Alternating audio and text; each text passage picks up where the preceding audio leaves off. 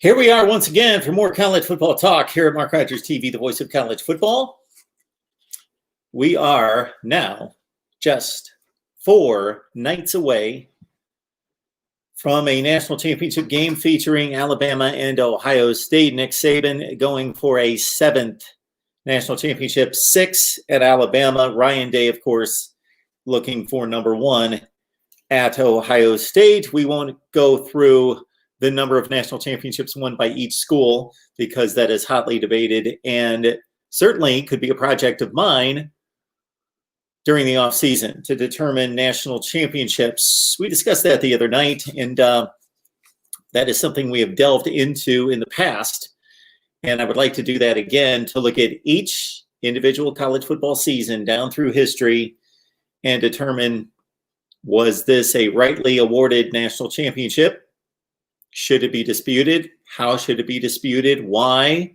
What other teams are in play? What teams could have been given the national championship or a slice of the national championship? Or in this BCS college football playoff era, what teams were discarded and not included that should have been given an opportunity? I think it's a fascinating conversation, and we will get into it during the off season, and we may have another one here in 2020 as we go again season by season by season by season down through history to determine national championship. So again, we will say Nick Saban has 5 at Alabama, 6 overall, with 1 at LSU, and Ryan Day looking for his first. How many Alabama and Ohio State have down through history is much disputed, depending on your preference, your perspective, and your service, meaning AP, coaches poll, UPI, and a litany of other polls and rankings down through history. Again, this is Mark Rogers TV, the voice of college football. We talk college football here pretty much nonstop, 24/7, 365, even in the off season. We will be here, and so there will be no let up during the off season. So if you're just joining us for the first time this college football season, we don't let up during the offseason. And with so much going on this offseason with college football free agency, transfer portal, and of course the NFL draft is going to weigh heavily into the future of teams and our projection toward what's going to happen in 2021. We're on top of that as well. And of course, we have recruiting and our second national signing day, which is just a month away.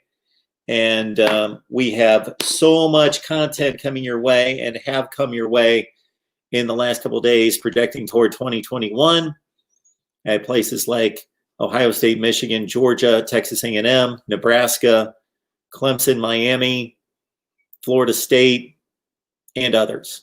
So please check out the videos and lock it in here at Mark Rogers TV, the voice of college football. Got a quick 23 on the line. Hopefully we will continue our trend of drawing in bigger and bigger live audiences, because this is the favorite thing that I do, is talk college football directly with you. The number is 860-325-3687. So for everybody on the line right now, and for those people that will be on the hashtag rewatch squad for the first 5 minutes, check out the crawl at the bottom of the screen. It instructs you or asks you. Let's go with the ask part, because this is certainly something I would be grateful for, that if you would shop Amazon using the link in the description section of any of the videos, go to any video, grab the link in the description section. It's the box under the video that says Amazon in capital letters, Amazon in caps. Grab that link, put it somewhere where you will use it when you shop online at Amazon, and that gives us some credit and helps us build the channel. Now I will transition that over to the much familiar phone line of 860-325-3687. That's 860-325-3687. Also want to remind everyone, before we get to your comments and questions, that you can contribute through the super chat. This channel is only going to survive, and I don't want it just to survive. It's only going to thrive and grow and succeed and excel based on your individual contributions, and also other revenue streams, meaning sponsorships in particular. You can contribute to Mark Rogers TV, the voice of college football, using the Super Chat right here, or PayPal, Venmo, Cash App. Just search Mark Rogers TV. Here we go. We got our first call of the night. Looking forward to it. I've got a number of things that I would like to get to tonight. As you can see on the title of our live show tonight, I just put simply why Ohio State, meaning if you would like to take part in that discussion, let me know why Ohio State is going to win the national championship and pull off the upset against Alabama. Maybe tomorrow night's going to be why Alabama. Also consider tonight, before we get to our first call, Tennessee is in a hiring freeze. While they go through NCAA investigations internally, they are not hiring any assistant coaches. We had our college football awards tonight. We can discuss that, as well as Auburn has named a new offensive and defensive coordinator under Brian Harsin. And it was quite the tweet that was sent out by the University of Tennessee Chattanooga assistant coach. I may have something to say about that. And we have a special birthday to acknowledge and recognize if we're still on at midnight. Mark Rogers TV, the voice of college football. Who's on the line? Hey, what's up, Mark? This is Sean from Huntsville. I didn't see your title. My bad. I didn't. No. I didn't know. You can talk about anything. We are always wide open to talk about anything in college football. Absolutely. Okay. I was. Yes. I was just wanting to. There was some fans. They actually weren't from the Big Ten, but I was wanting to address a couple of guys that we was going back and forth. Kind of friendly, going back and forth. But I wanted to make a real quick point, kind of step away from the national championship game real quick. Sure. Stepping into the Georgia, Cincinnati. The point I was trying to make without typing a whole book to one of my guys in the comment section is you cannot have it both ways. You can't. These are the same people complaining about Georgia in the top 10 2 weeks before they beat Cincinnati. Why is Georgia there? They're overrated. Blah, blah, blah, blah, blah. Okay, that's a great point. Good opinion. Cool. I can deal with great points. But then after they beat Cincinnati in a really good game, you can't turn around and say, "Well, it's just Cincinnati. They barely beat Cincinnati." You were just trying to make a point for Cincinnati to be in the playoff. So which one is it? Is Cincinnati bad? Is Georgia overrated? I mean, which one? You can't do that, man. Just like on the same hand, you can't make a point saying, well, Indiana's quarterback was out when they got beat by Ole Miss. Indiana, okay, cool, I understand that. That's actually another great point. Okay, well, give me that same love on Florida and Oklahoma, because they had way more than one guy out. They had Pitts out, Copeland out, Trayvon Grimes, and Kadarius Toney. All 4 of them opted out that Sunday night before the game, which Absolutely. was Wednesday. So, come on, guys. We can't be biased. I'm an SEC fan, but I'll tell the truth. I played this game. I coached this game. If a team get beat, they get beat. Auburn got skull drugged by Northwestern. I didn't realize Northwestern's defense was that good. They showed me that they were that good. Now, by no stretch of the imagination is Auburn a juggernaut, but to beat them like that, that was impressive to me. I like that. That was impressive to me. That showed me what I want to see. Stop talking and show me. But on the same note, this Ole Miss team that was so bad, that scored all these points on Alabama, we tried to tell them Ole Miss offensively can play with anybody. They average, 46 a game? I mean, these guys, Lane Kiffin is going to be a problem. He's going to be a problem in the future. As soon as he gets some defensive personnel on that team, they're going to be a problem. Last quick point. The 18 playoff. I played college ball, man. This is why I know it sounds good to want to go to the 18 playoff because of the group of 5 schools. And I get it. Winning is winning. I get it, man. I understand that. But think about this for 1 second. We had an 18 playoff this year. We didn't go into the bowl game right off. And so we have the 4 slot teams that's in it right now. Alabama, Clemson, Notre Dame, Ohio State. Those 4 in. You got 4 more slots. Let's just say Coastal Carolina. Let's just say, for argument, Cincinnati. Let's just say Texas A&M. Let's just say, who else? Oklahoma. Let's just say, who else? I think you're done. Won the Pac-12. I think you're done. Oh. You added 4. But here's the thing. Wouldn't Oregon or whoever won the Pac-12 let's just say USC won. Wouldn't they have the same argument? We they lost one game, no game. In that case, if they didn't lose to Oregon, wouldn't they have a argument? You let Ohio State in with 6 games. We won the Pac-12 at 6 games. Why don't we? They're going to always have an argument. It's always going to be the 9th team to be pissed off. Always. I mean, you got 64 teams in the NCAA tournament with 4 or 5 play-in games, and people still mad. Teams are still upset. So you're going to always run into this every year. You're going to run into somebody being upset. Number 9's going to be mad that number 7's in because they got a better record than them. We played Georgia while y'all play Austin Peay. So somebody's going to always be mad, man. You're giving me a lot to respond to. So just keep going and let me know when you're done, and I'm going to respond to a lot of this. I guess what I'm saying is, as far as the playoff is concerned, yep, you're going to always have a team that's going to be and have a great point of being left out every time. If you take Coastal Carolina lost to Liberty toward the end of the season in the bowl game. Let's just hypothetically say Coastal Carolina never played that game and they went straight to the playoffs. Sure. USC or Oregon, whichever one, Texas A&M, Cincinnati, and whoever else. It's going to always be one team that have a beef and going to say, well, our record's better. Well, we play in this Oklahoma. Well, we deserve to play over this team. All the Oklahoma fans were going hard about Coastal Carolina deserved to be in. I respect that. But if it came down to them and Coastal Carolina, they know good and well they would have that same argument. We play in the Big 12. We should go in before them. So, why not Iowa State? I know they lost to Oklahoma or whatever the case may be. Who's to say they worse than Coastal Carolina just because they got 1-2 losses? I mean, you just never know, man. So what's your take on that? Okay, so I'm going to separate my takes because the first take is going to extend your conversation about the bowl play. So I'm showing everybody that's watching right now a bunch of stats on a notepad that I'm compiling right now. So I love the conversation that you're taking up about bowl season, and really not just bowl season, but anytime the Power 5 conferences play each other. Because I'm a big advocate in trying to analyze and evaluate the play between the conferences.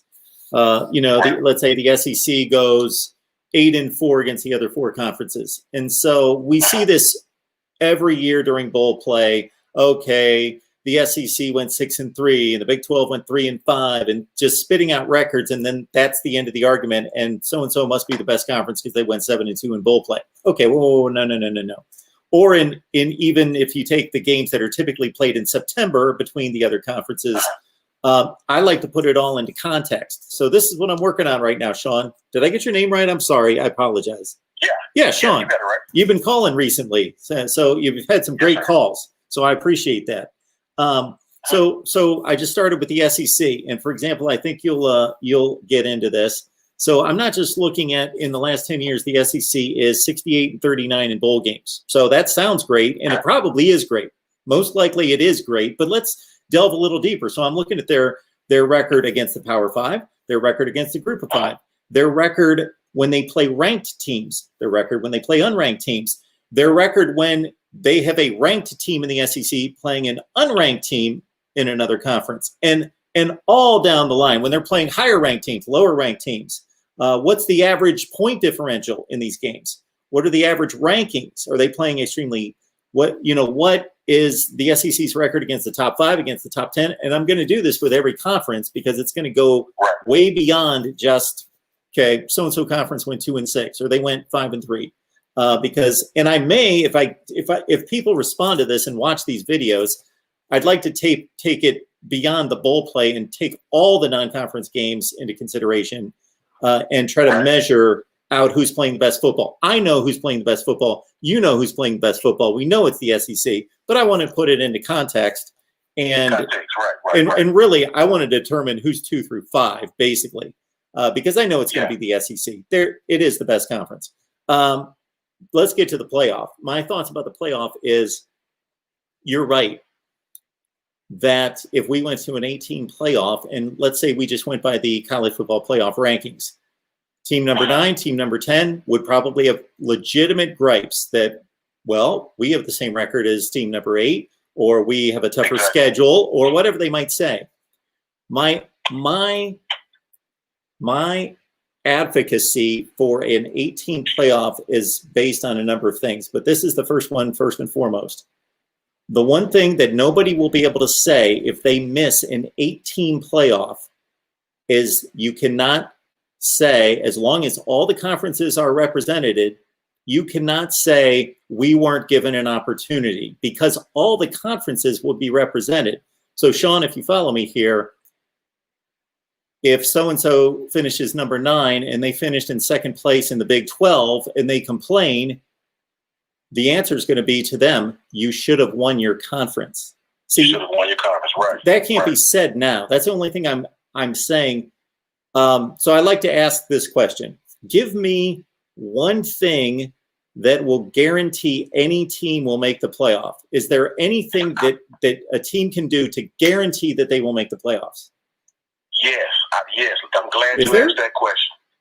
Cincinnati. Let's take Cincinnati because they were the most powerful group of high school. I mean, I listened to Luke Fickell's interview, and he just kept it real. He told the truth. We got beat up front. And if Cincinnati had played, let's just say, take Austin Peay off their schedule. I know this is a pandemic year, but let's just say this, there's a regular, schedule. Let's just say Cincinnati played Texas and beat Texas. Let's say Cincinnati takes Houston off there. Is that a conference game for them? Houston? Yes, it's a conference game. Okay, I know Austin Peay's not. No. Whatever other out of conference game they played. I think they played 1 or 2. I'm not sure. Let's just say they're out of conference. Had Texas on the schedule and don't have to be a great team. It could be LSU. It could be Kentucky, and you beat them. Sean, do you know who Cincinnati plays next year out of conference? Who do they play next year? Indiana and Notre Dame on the road, back-to-back weeks. That's what I'm talking about. That is absolutely perfect. You beat those teams and go undefeated. Brother, I'll go get some Cincinnati gear tomorrow. You see what I'm saying? Yeah. You can't fuss at me about doubting you when you played Austin Peay, a team that Kentucky would probably slaughter. Tennessee would probably beat them. I mean, I don't know how good you are. Yeah, you're undefeated, but I don't know how good you are. Georgia's playing well. Okay, cool. But Georgia, by place, is probably the 3rd or 4th best SEC squad. So it's hard for me as a fan of that conference to take them seriously. Not to disrespect them or anything. It's just, how can you say they're better because they're undefeated and with that schedule? Now, if you beat Notre Dame and who you say Indiana, oh my God, yeah, I'll be the first fan in your corner, the first fan, and that's all I say about it. It's nothing to disrespect those guys. They played a great game. I respect Cincinnati because they played Georgia tough. There's a lot of teams in the SEC that wouldn't have played them that tough. Yeah. So I respect Cincinnati, man. I really, really, really, really do. But it's just really, really tough for me to, that's the hard thing for me. How do you, if we did have 8 teams, how do you find the next 4? How do you rank these guys? We already having a problem ranking 4 teams. How do they rank the 8 teams? What would be the criteria? Can you give me a clear definition of best versus deserving? That's going to be a problem. We have our problems with 4 teams. Can we get a clear-cut definition of what you guys are looking for before we hit rank 8? I can do that. I'll do that for you, Sean. You hang on for a few weeks, and I will be producing videos. I've done it in the past. I'm just going to resurrect the same system. The only thing so I asked a question a few minutes ago, and I didn't expect you to be able to answer it because it was a very vague question, but I like to ask it. What can a team do? So are you an NFL fan? Yeah. Okay, I am too. And I'm not, as soon as I bring up the NFL, people get a little squirmish and think, oh, he's trying to make college football like the NFL. No, I'm just trying to prove a point. We were watching the games this past Sunday. And there were all sorts of playoff scenarios out there. If they beat them, then they're in. Or if they beat them, but they also need them to beat them. And everybody knows what has to happen to make the playoffs. We don't have people judging or evaluating teams. We know there's an objective process, and you have to have a good enough record, number one. That's first and foremost. If you're 11-5, if my team's 11-5 and your team's 10-6, I know that my team's going to make the playoffs over your team. Now, if my team's 10-6 and your team's 10-6, then, okay, we got to figure it out. Okay, did we play head-to-head? Okay, we didn't play. Then we go to common opponents, and you go through the whole criteria, but there's no argument because everybody knows what it takes to make the playoffs. In college football, there is absolutely nothing you can do to guarantee that you will make the playoff. And this is what I'm saying here, Sean, because let's say all 5 Power 5 champions went undefeated. Okay. One of them's going to get left out. If they all went undefeated, then it would be like, what could we have possibly done different? We won all our games. So I want to get away from a system where we could possibly have teams miss the playoffs that did everything they possibly could. And then the last point I'll make, Sean, and there's a whole lot more to talk about here, but I'll just make one more point. I just have an issue with the group of 5 being somewhat considered, but really not considered. I think they either need to have a place at the table. I'm not talking about as many places as the Power 5. They're not playing anywhere, to your point, not playing anywhere close to the level of football as the Power 5. So I'm not advocating that they get 3-4 spots or anything close to that. Either give them 1 spot out of 8, or tell them go play your own playoff. One or the other, because what we're doing now is we're teasing them into thinking that they're actually part of this, and they're not. They can't do anything to get in. We've now seen 3 undefeated teams. No, we've actually seen more than that. Now, Cincinnati and Coastal Carolina this year, we saw UCF in 2017, UCF in 2018. So we've seen 4 undefeated teams, and none of them were ranked higher than, I think, 8th in the country. So they're not going to get a chance. So either include them or don't include them. One or the other. That makes sense. It really does. It makes sense. And I've never liked the fact that we have 5 power conferences and 4 slots, and God forbid Notre Dame get back in. So then you really, so I understand. But Mark, thank you for taking my call again, brother. As always, I will continue to support you. Appreciate the call, Sean. Have a good night, man. All right, you too, man. Our guy Sean calling. It's great to hear from him, calling from the great state of Alabama. I should probably tell you a speeding ticket story from the state of Alabama, unless they're listening. But it's I think it's well in the distant past that I wouldn't have to pay anything for it at this point, because I kind of ran from the law on that one. All right. Eric, thank you so much for your Super Chat contribution. Appreciate that so much, Eric. And I got to say, Eric, I apologize if I haven't seen your name before, but I believe this is the first time I've seen your name. And when I used to have like 300 subscribers, 500 subscribers, sure, I kind of mentally kept track of everyone. And this is a good problem to have, because while I would like to know all of you and who you root for and how many comments you make, fortunately, we're getting to a size where that's not possible, and that's to your credit. That's not to my credit. I'm not doing anything differently than I've been doing for years. You guys are just supporting and getting the word out, and we're growing. So, Eric, thank you so much for that Super Chat contribution. MarkRogersTV, the voice of college football. Who's on the line? Hey, Mark, it's Matt Rose from Nebraska. How are you doing? Hey, Matt. I'm doing just fine. How are you? All right. Well, congratulations to the Buckeyes making it. I kind of feel like the Nebraska faithful had a little bit of a pull to get you there, but absolutely, there was three of us in the conference that did. But no, the reason I was calling actually was I was just wanting to get your take on what's your thoughts on this season being sandwiched together, and going forward, maybe the benefits of it, because I kind of like how the bowl games, we didn't have that long layoff after the conference championship games. The bowl games started, and the possibility of maybe adding a bye week to the regular season to push more regular season games, into further into December, I guess. And what would be your thoughts on that? So, Matt, I think that's actually an interesting proposal that you have there. I don't necessarily know that I agree with it. I'd have to think of it. Like any idea, it needs to be vetted out, and all the potential pros and cons have to be considered. But off the top of my head, I'm not seeing anything wrong with it.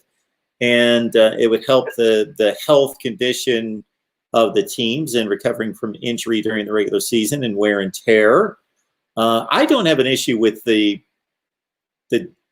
wait between games, because basically we play a conference championship weekend the first Friday, Saturday of December. So it's usually around December 5th. And then I like that there is a Saturday given, especially to Army Navy. I think that's classy and it's honorable to do that. Army Navy play the next Saturday. They're completely by themselves. It's also the Heisman Trophy presentation. And then by the next Saturday, it's about the 19th, and we see that first splurge of 4 bowl games on that next Saturday. So to me, I'm good with the spacing, but I know that a lot of people agree with you, and I wouldn't have any issue with it. Off the top of my head, I can't think of anything wrong with it. The traditional end of the regular season, if that's what you want to call it, is the Thanksgiving weekend, and then you roll over into the conference championship games. And, in the system before, the regular system, I guess, the non-pandemic year is, you might have a Iowa or somebody or Nebraska that didn't play in a conference championship game, but they possibly could get selected for a New Year's Six game. Well, that New Year's Six game, they got a whole month on it, and this year you're wondering if there's not as much rust you're seeing from the teams. And, you never know. I just wanted your thoughts on it. I kind of enjoyed it in a way, and then another thing that I kind of enjoyed was, the Big Ten was wanting to go to 9, go do the 9 conference games from here on out. What would be your thoughts on playing the 8 and then keeping the championship weekend that we had this year? The not knowing game, almost like it almost is kind of resemblance of the non-conference game because it's a surprise. Yeah, I think it's kind of cool. Now, obviously, the benefit to it this year was that they needed to figure out a way to get more games in. So why not have everyone play the week of the Big Ten championship game, and not knowing who's going to make the Big Ten championship game? That was a great idea, and the Pac-12 copied it, or maybe they had come up with their own version. But regardless, those 2 conferences came up with that idea. And then even the SEC had additional games on championship weekend because there were games missed earlier. I thought it was just interesting, and it would have been more interesting had everyone been eligible to play, and we would have seen, let's see, Indiana finished 2nd place in the Big Ten East. They should have been playing like in Iowa. We would have had an Indiana-Iowa game. We would have had, let's say, Wisconsin and, I don't know, Maryland, whatever, on down the line. Yeah, I think it's fun. The only thing that you do there, though, is you may repeat games. Maybe that could be a stipulation, because there are 7 teams in each division. Right. They're playing 3 teams from the other side, meaning they're missing 4 teams from the other side. And so if it matches up to where you play somebody from the other side that you did not play during the season, that works. But to have Indiana play Northwestern and they already played them, we may want to just kind of move a position over to create a game that wasn't played, if you follow me. That could be one way to do it. And also, though, and the only other possible issue I have with it is you're creating a more difficult schedule for better teams. Right. Yeah, and it's a logistics nightmare because, you know, other than this, you know, everybody just kind of went along with it this year because you didn't have to have fans traveling or scooping up tickets at the last minute. So, yeah, I guess. So I just, it was a interesting. I thought it was an interesting move, and I don't know. It's something that, yeah, I'm kind of like you. It's interesting, but and I liked it, but I don't know if I would like it going forward. I guess. Yeah, I think it was fun to know that there's going to be more football games on that weekend, and we don't know who's going to play who. I thought that was kind of clever and interesting, and I was curious to see, okay, how are the standings going to come out so we can see who's going to play who. But again, unfortunately, a bunch of teams couldn't play anyway, so we only got about 3 games. But yeah, it would be a bit unfair to, let's say, in a typical year, Penn State finishes second in the East, and you're giving them an additional difficult game against whoever finished second in the West. And, yeah, it could be the 15th ranked team in the country. And that's not the end of the world. They're really not playing for anything at that point. But just makes the schedule more difficult. I'm more for creating a balanced, equitable schedule. And I've explained that in the past, and I'll explain that in the future when I post some videos here in the next few weeks. That's what really bothers me about conference and non-conference scheduling, is that it's not equitable. It's very skewed, very imbalanced. Yep. Well, I'll let you go. Good luck to the Buckeyes, and enjoy listening to your shows. Thanks, Matt. Appreciate it. Yep, bye. And I should let Matt, Nebraska fan, know that we talked with Greg Peterson from Rivals Husker Online just a couple hours ago. So I'm going to post that video here in the next day or two. Nebraska NFL draft talk and transfer portal, recruiting, all of that. Press 1 to start the call, or choose. The call will start at the beep. Hey, it's Mark Rogers TV, the voice of college football. Who's on the line? Hey, Mark, how you doing? I'm good. Who am I talking to? Yeah, it's Jacob. I talked to you a few times. Excellent. What's going on tonight? Oh, nothing much. Just turning on your show. I seen you was going live, and I got some jambalaya cooking. So Nice. Yeah. So yeah, I've never had it before. I'm kind of interested in that.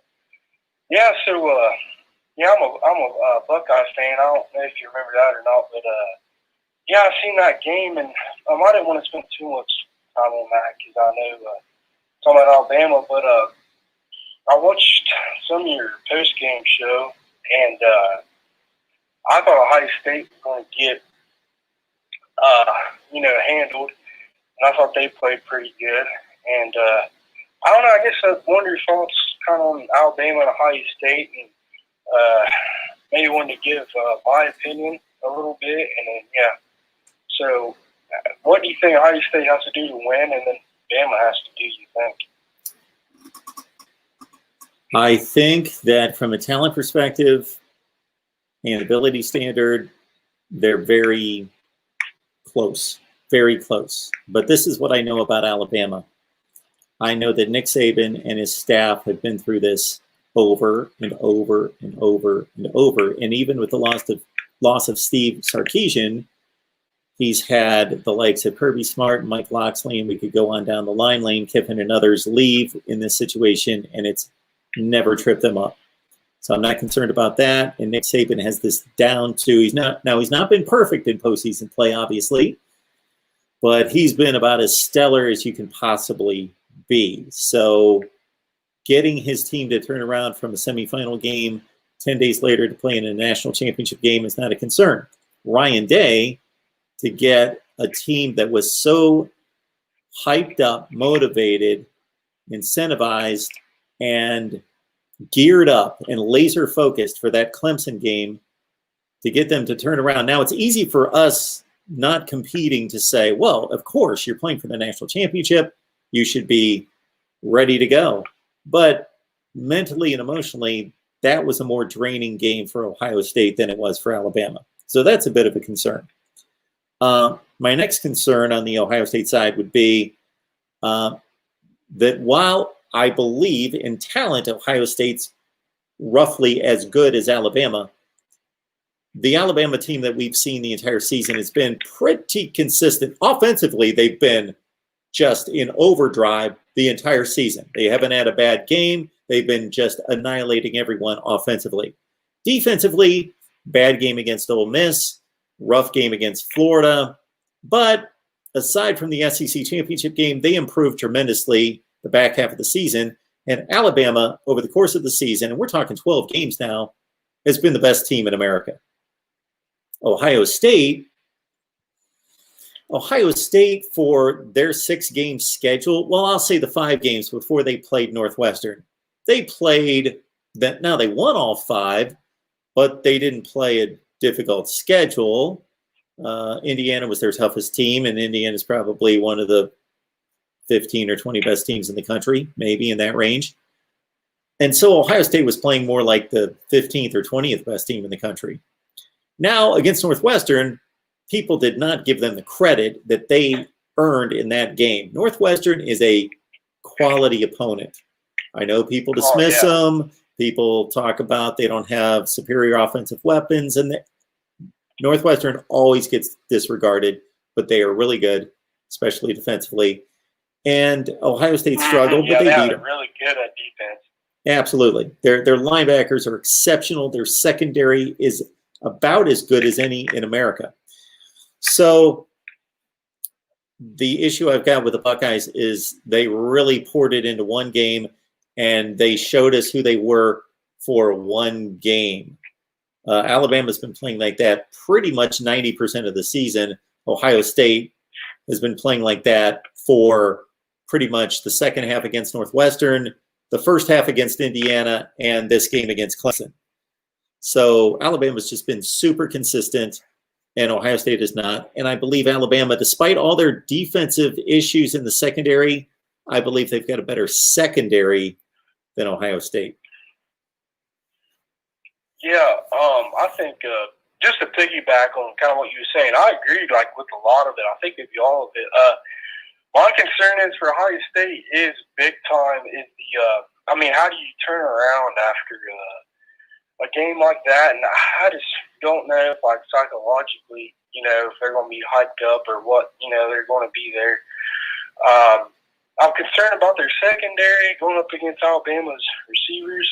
And then I think their offense will be good. I heard Togiai and Smith is out, so that's a little concern. And then Alabama, I think, their secondary is really good. I think their offense is really good. Alabama, honestly, I'm kind of concerned. I think Alabama may beat them. I think Alabama is – I'd say they both are as talented on both sides, but I would say Alabama's been really consistent. And that's what I told a few people, and like you said, they've been really consistent all year. And I think Alabama, it'll probably be close throughout maybe the first half, and then I'm thinking Alabama will kind of – and I'm an Ohio State fan. I'm just being honest how I see it. I think Alabama may, real quick, I wanted to say I think wanted to grade, I think and get your opinion, I wanted to grade the position groups, the ones that I know well for both teams. I think the Ohio State linebackers, I think you got to give them like an A+, I think. And then an A+? Buckeye sec. Yeah, I think their linebackers are good as a collective. For the season? You got Justin Hilliard and Pete Warner and Baron Browning. And I know that may be a stretch with the A+, but I'm just going to give it to them. Maybe more so an A or A-, but I'll give them an A+. And then their secondary, I'll give them a C. I'd say a C, probably maybe a C-. And then their D-line, I'd probably give them, with Todd giving them this, I'd say probably a B+ right now. Before it was like an A+, but now it's probably a B+. Their O-line, I'd say like average. I actually probably give them an A, or O-line an A. And then the receivers, I give them an, oh man, I have to give them an A plus, and then their quarterback B plus just because they're depth. But Justin Fields really good. And I think that's, yeah. And then Alabama, their receivers, I'd give them I think A plus, I guess. And then their O-line, I don't know much about their O-line. Their linebackers, I'd give them an A. Because of Dylan Moses and a few other guys. And their secondary, I'd give them an A plus. And their quarterbacks, I'd give them an A. Probably an A or an A plus because of Mac Jones. And they got a new recruit, Bryce Jones. And I don't know very well about the rest of the team. So, anyways, your opinion and yeah. Yeah, I think you're pretty spot on across the board. I don't see any weaknesses with these two teams other than secondary play. I don't see any other weaknesses. I think that they both have exceptional offensive lines. Yeah. And tight end play. Yeah, Justin Fields, just real quick, Justin Fields, which I'm not surprised he didn't get involved in the Heisman because of his performances. But do you think that they already announced it? Do you think that last game should have earned him a spot? I mean, they already announced it, but No. So the Heisman is a regular season award. So the playoff has nothing to do with that. Yeah, well, I won't keep you too much longer. I did want to ask you, what did you think about Devontae Smith winning? I know his stats are really good, but man, I don't know about a receiver winning it. But I mean, he did deserve it. I mean, he did good all year, but I don't know. I kind of thought maybe Mac Jones or maybe Trask deserved it. Maybe. Well, if you're going with the most valuable player, then quarterback's the most valuable position. But it's not a most valuable player award; it's best player. And I have absolutely no question that Devontae Smith was the best player in college football this year. All right, I'm going to take these other calls. I appreciate you calling in. All right, thank you. Yep, I'm getting on. Press 1 to start the call, or 2. The call will start. All right, Mark Rogers TV, the voice of college football. Who's on the line? Hey, Mark, how you doing? Hey, DeAndre. I'm good. What's going on? Nothing. Have any of your Clemson contributors talked about the big news? What big news? That Eric Gilbert might transfer to Clemson. Oh, to Clemson. I can't wait for that game Monday. But I was just bringing that to your attention that he might be transferring there. For the Alabama-Ohio State game, I can't wait for it. I'm not going to take the over, though. I think both of them going to play good defense this game. I kind of think they will, too. Yeah. I'm going to cut the overs with 76.5. Yeah, 76.5. You know, we could get a 35-31 game. There's 66. So I wouldn't be surprised at anything, but I've seen scores out there like 52-49, and I'm thinking that's a bit much.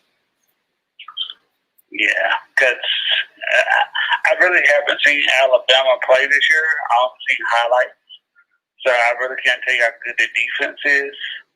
So I don't know. I've seen Ohio State play Clemson, and that's about the only team I've seen them play this year.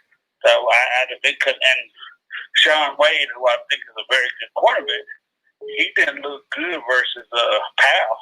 No, he Powell didn't. had 139 yards. 139 yards against him.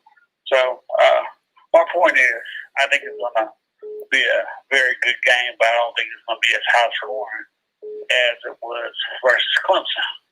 So I know you're talking about Ohio State and Alabama, but talk around Clemson community. People outside the ones I talk to, like Penske and Pete and Bobby, they never bring this up. But do you think that Venables has lost his way a little bit? Well, I usually start these defensive conversations with one thing, just to bring everybody into 2020. Just keep in mind that we can't hold anyone to the same standard that we held defenses to even 5 years ago. Everybody's scoring more. Everyone's racking up ridiculous yardage totals. So we can't look at a game where you give up, let's say, 35 points the same way we would have 5 years ago, 6 years ago. And I don't like that the game's going that way myself. I don't enjoy it that much. No, I like the old school games too, like you do. I want to see a balance. I want to see a balance of scoring. I want to see a balance of defense. Some of the most exciting plays to me in football are defensive and special teams plays. I love to see blocked punts. Oh, yeah. I love to see any kind of blocked kicks. I think it's fun to watch a blocked field goal, a blocked punt. I love to see a strip sack. Like if I'm just watching a game and I could care less who wins, I love to see, an edge rusher coming around the end and getting his hand on the ball and getting a strip sack, scoop and score. Love to see that play. Pick six, that's an exciting play. Anything in special teams, punt, kickoff, return, touchdowns are exciting. But I like to see. Punts are my favorite. I like to see a high-scoring game if truly I believe that the offense was just so precise and good that the defense wasn't playing badly, that the offense was just that good. The receivers were that good. The quarterback could just throw the ball in such a tight window consistently. Games like you see in the NFL where the skill level's so ridiculous.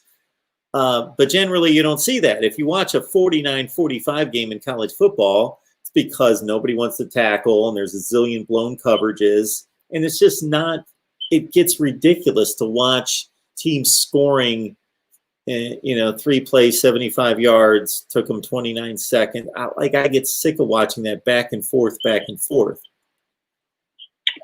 I got you. Well, what are some of the other contributors that? I guess I didn't answer your question. I'm sorry, DeAndre, about Brent Venables. I was just kind of going. No. That's fine. But they were saying that, and I know why they had to do it, but he broke it down. They had to guard against Summer, but they said in the quarters for a lot of the game, and they said that's why Justin Fields got off like that. Not taking anything away from Justin Fields. Sure.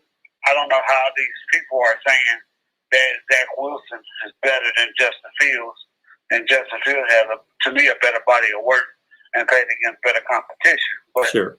I don't understand it. But anyway, I was just wondering, have you think Venables, does he have an issue with guys that comes from the pros that have a little bit more difference in the way they throw the ball? Because I think Day is from the pros, and I think Brady, the guy last year, he was from the pros.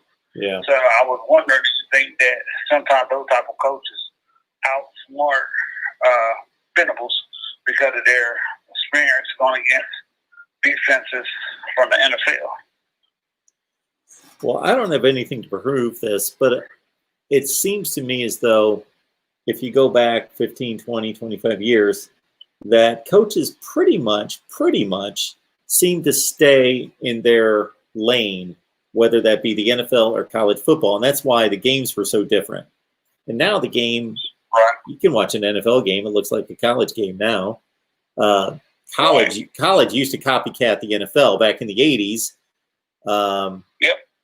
As you well know, when you started watching football, the games on Saturday look completely different from the games on Sunday, but they started throwing in college football and using all those pro sets, and college by the late 80s into the 90s started looking just like the NFL. And then the college game evolved and took on all these spread formations and the RPO and all that, and then the NFL copied them. So for a long time, they were different games, and I think coaches kind of stayed in their lane on either level. And the NFL was ahead of college, and that's why these NFL coaches would school college coaches. But now I just, maybe it's that Venables hasn't gone to the next level and coached. What games are we looking at? We're looking at this Ohio State game. We're looking at last year's LSU game. Has there been anybody else that's really – it's really those two games? Well, even Alabama, none of that was special team points, but even Alabama, the 46-40 game, I'm just saying, it was just you know, I was just looking at some. You're great with history. Top Billing is great. I don't know if you ever seen the show. Who's that? Top Billing show sometime. No. Top Billing. No, so look him He up. breaks it down far. Yeah, he breaks it down far as like formations and what people did. If you go look at the show, Interesting. and y'all the two best on the y'all the two best on the when it comes to sports. That's no lie. I mean, I appreciate y'all are by that, far sir. the best too. Yeah, I donate to y'all channel like crazy. I know you do. Thank you, DeAndre. I always appreciate it. Oh yeah, I know. And hopefully next month I'll be donating more than $2 every show. But I'm about to say something about Top Billing, but he breaks it down, the formations, and show you what they're doing. I don't know how y'all do y'all setups, but it's just amazing if you ever get a chance to go check out the show. But my point is, he broke it down how Ohio State lit up Clemson, and you know how Florida and other teams have scored. Just looking at the formations and drawing the lines of what happened here and what happened there. Y'all the best two that do it on the internet by far. I love talking history with you. I know me and Pinsky and Pete were talking about it one day, and Pinsky and Pete don't like his language here. He's kind of vicious, but he breaks it down a lot. But and that's what he sticks to. But yeah, but both of y'all both do a great job. But I think he's worked with Georgia somewhere down the line. I think I heard him say. I think he followed, like when he was at Mississippi State, I think he did the same thing at Georgia for a little bit. I don't know if y'all ever came across, if you ever catch the show. But anyway, I was just asking that. And Scoutsy and Turner's coming back. I don't think I want Turner back, but, you know, but Scousy's coming back. So Clemson's going to be pretty deep on defense. And if we get Gilbert, that'd be a game changer. And, you know, Dabo really doesn't accept transfers, so that would be interesting if that does happen, that he does come to Clemson. So, and that's a position that you haven't had a great player in that spot for a while, the tight end. Oh, yeah, so probably since Dwayne Allen. Yeah. I know people like Leggett, but Dwayne Allen was way better than well, it's going to be somebody to add. I mean, I don't know what Justin Ross' decision or Cameron Jackson. I'm hearing that. I know pretty much Thomas is gone, and Kendrick's probably gone too. So you're going to lose those two, but Thomas didn't play that much, and I don't know how good Kendrick is. I mean, I really don't know how good he is. I mean, he might have had a bad game. That might not have been his fault. That one touchdown by the receiver over him, because it looked like the safety might have been out of so that might not have been his fault. But hey, but it's gonna be a great year. I know we talking about Ohio State, Alabama. I can't wait to the game. They're the best two teams in the country this year. I can't wait to see it. And I think it's gonna be high scoring. I'm taking the under if I do decide to bet. And I think Ohio State, what, 7 point underdog, 8 point underdog almost. Yeah, I might put some money on the money line and take Ohio State. Oh, okay. All right. Yeah. You like to roll the big dice and go for the kill. Oh, yeah. Okay. If you hit it, you win big, right? Well, you know what, man? Oh, man. Just like you, DeAndre, if I could get into the gambling end of this and the odds and all that, and maybe I should take a little bit more time now that I'm doing this full time. You know, like I'm looking at, I got a notepad here that's just got week after week after week with the point spreads and the whole rundown. And I used to try to chart that stuff, and that is the play to make. If you can get those money line plays, you only need to hit about 40%, and you're going to come out a big winner. How many times have you told me not to do something? Like the big, what's it called? The big spreads. I think you and your boy talk about it. Like once they hit about 21. Yeah, about 20, 21 points. Yeah, and look how many times have I called you and told you you were right. Well, there's three main reasons, DeAndre, that I don't like to play big point spreads. Number one is let's say Clemson's playing Pitt and they're a 28-point favorite. And let's say the game goes like we would expect it to go. And let's say it's mid-third quarter and Clemson's winning 34-10. They're on their way to covering the spread, 34-10. And this might be a bad example of teams, but you're going to get my gist. Number one, if the game goes as expected, you don't know in the fourth quarter who's going to be on the field. Because some teams leave their guys out there and let them go, and they play. Justin Fields is playing to the last snap of the game and all their starters, and they just let them play. Other ones are yanking guys in the third quarter. So you know who's going to be on the field in that kind of game, number one. Number two, you don't know how the coach is going to approach the game at that point, whether they're just going to be like run off tackle the rest of the game, let's get on the bus and get out of here. Or they're just going to keep working on things and throwing the ball downfield and piling up points. And number three, you know if the game's 31-27 with 4 minutes left that everybody's playing their tails off. But when the game's 56-3 in the fourth quarter, you don't know who's playing hard and who's not playing hard. And we typically think of that as the team that's winning is going to play really hard, and the team that's winning is going to cruise, and the team that's losing is going to keep playing hard. But I think you also have to factor in a school like Clemson, when they're bringing in their third and fourth stringers in the fourth quarter, those guys, well, Clemson might be a bad example because Dabo plays those guys all the time. But at most big schools, those guys never get to play, or hardly, only a couple times a year. So they will go out there and play their hardest. And they're still good enough if they're playing at Ohio State or an elite school and they're a third stringer, they're still really good. They'll keep pouring on the points because they're going to play their tails off because they never get to play. And so they get to play against Maryland and Rutgers. So they'll go out there. And so it's just, there's just so much uncertainty versus a close game in the fourth quarter. I know how the teams are going to play and how the coaches are going to call the game. One thing I hope I don't let you go after this, but COVID's gone for gambling can be a little bit better next year because it was kind of hard this year because, like I said, I'm not touching that 76.5 on Ohio State and in Alabama. I just don't think that they're going to be that high. I mean, it'd be amazing if it was, but I just don't think it's going to be that high. I would also like to know, and maybe somebody can Google this and put it in the chat, what is the percentage of games that go to overtime? I think it's like at least 5%. So there you can throw that out as almost a guarantee that it's going to go over if it goes to overtime. I'm talking about any game. Right. They're like 90-some% sure that they're going to go over once they go to overtime. Mm-hmm. All right, Mark, man, I can go with you later on. Listen to the show. Appreciate it, DeAndre. You have a good one, man. All right, Mark.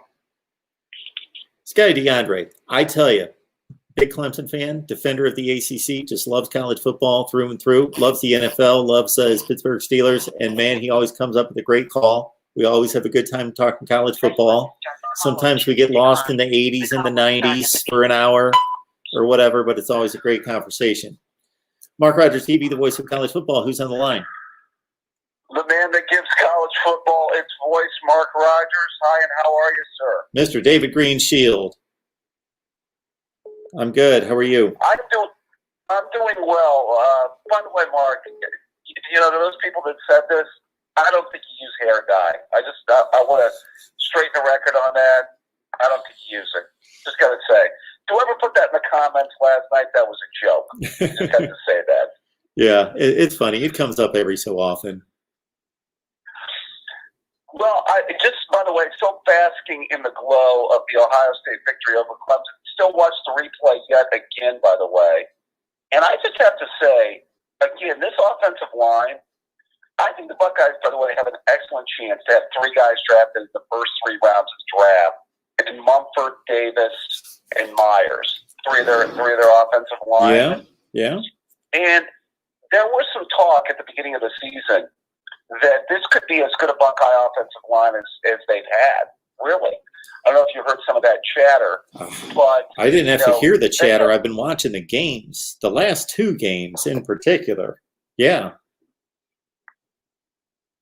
Well, they compared it, and they actually, I don't know if you remember, the offensive line that they had in 2013, when Hyde and Miller, and they averaged, I think, like 300 and some yards rushing. Yeah. They actually had, I think, because like Norwell, Decker, Corey Lindsley, and I believe Jack Newhart all were starters in the NFL. Okay, yeah.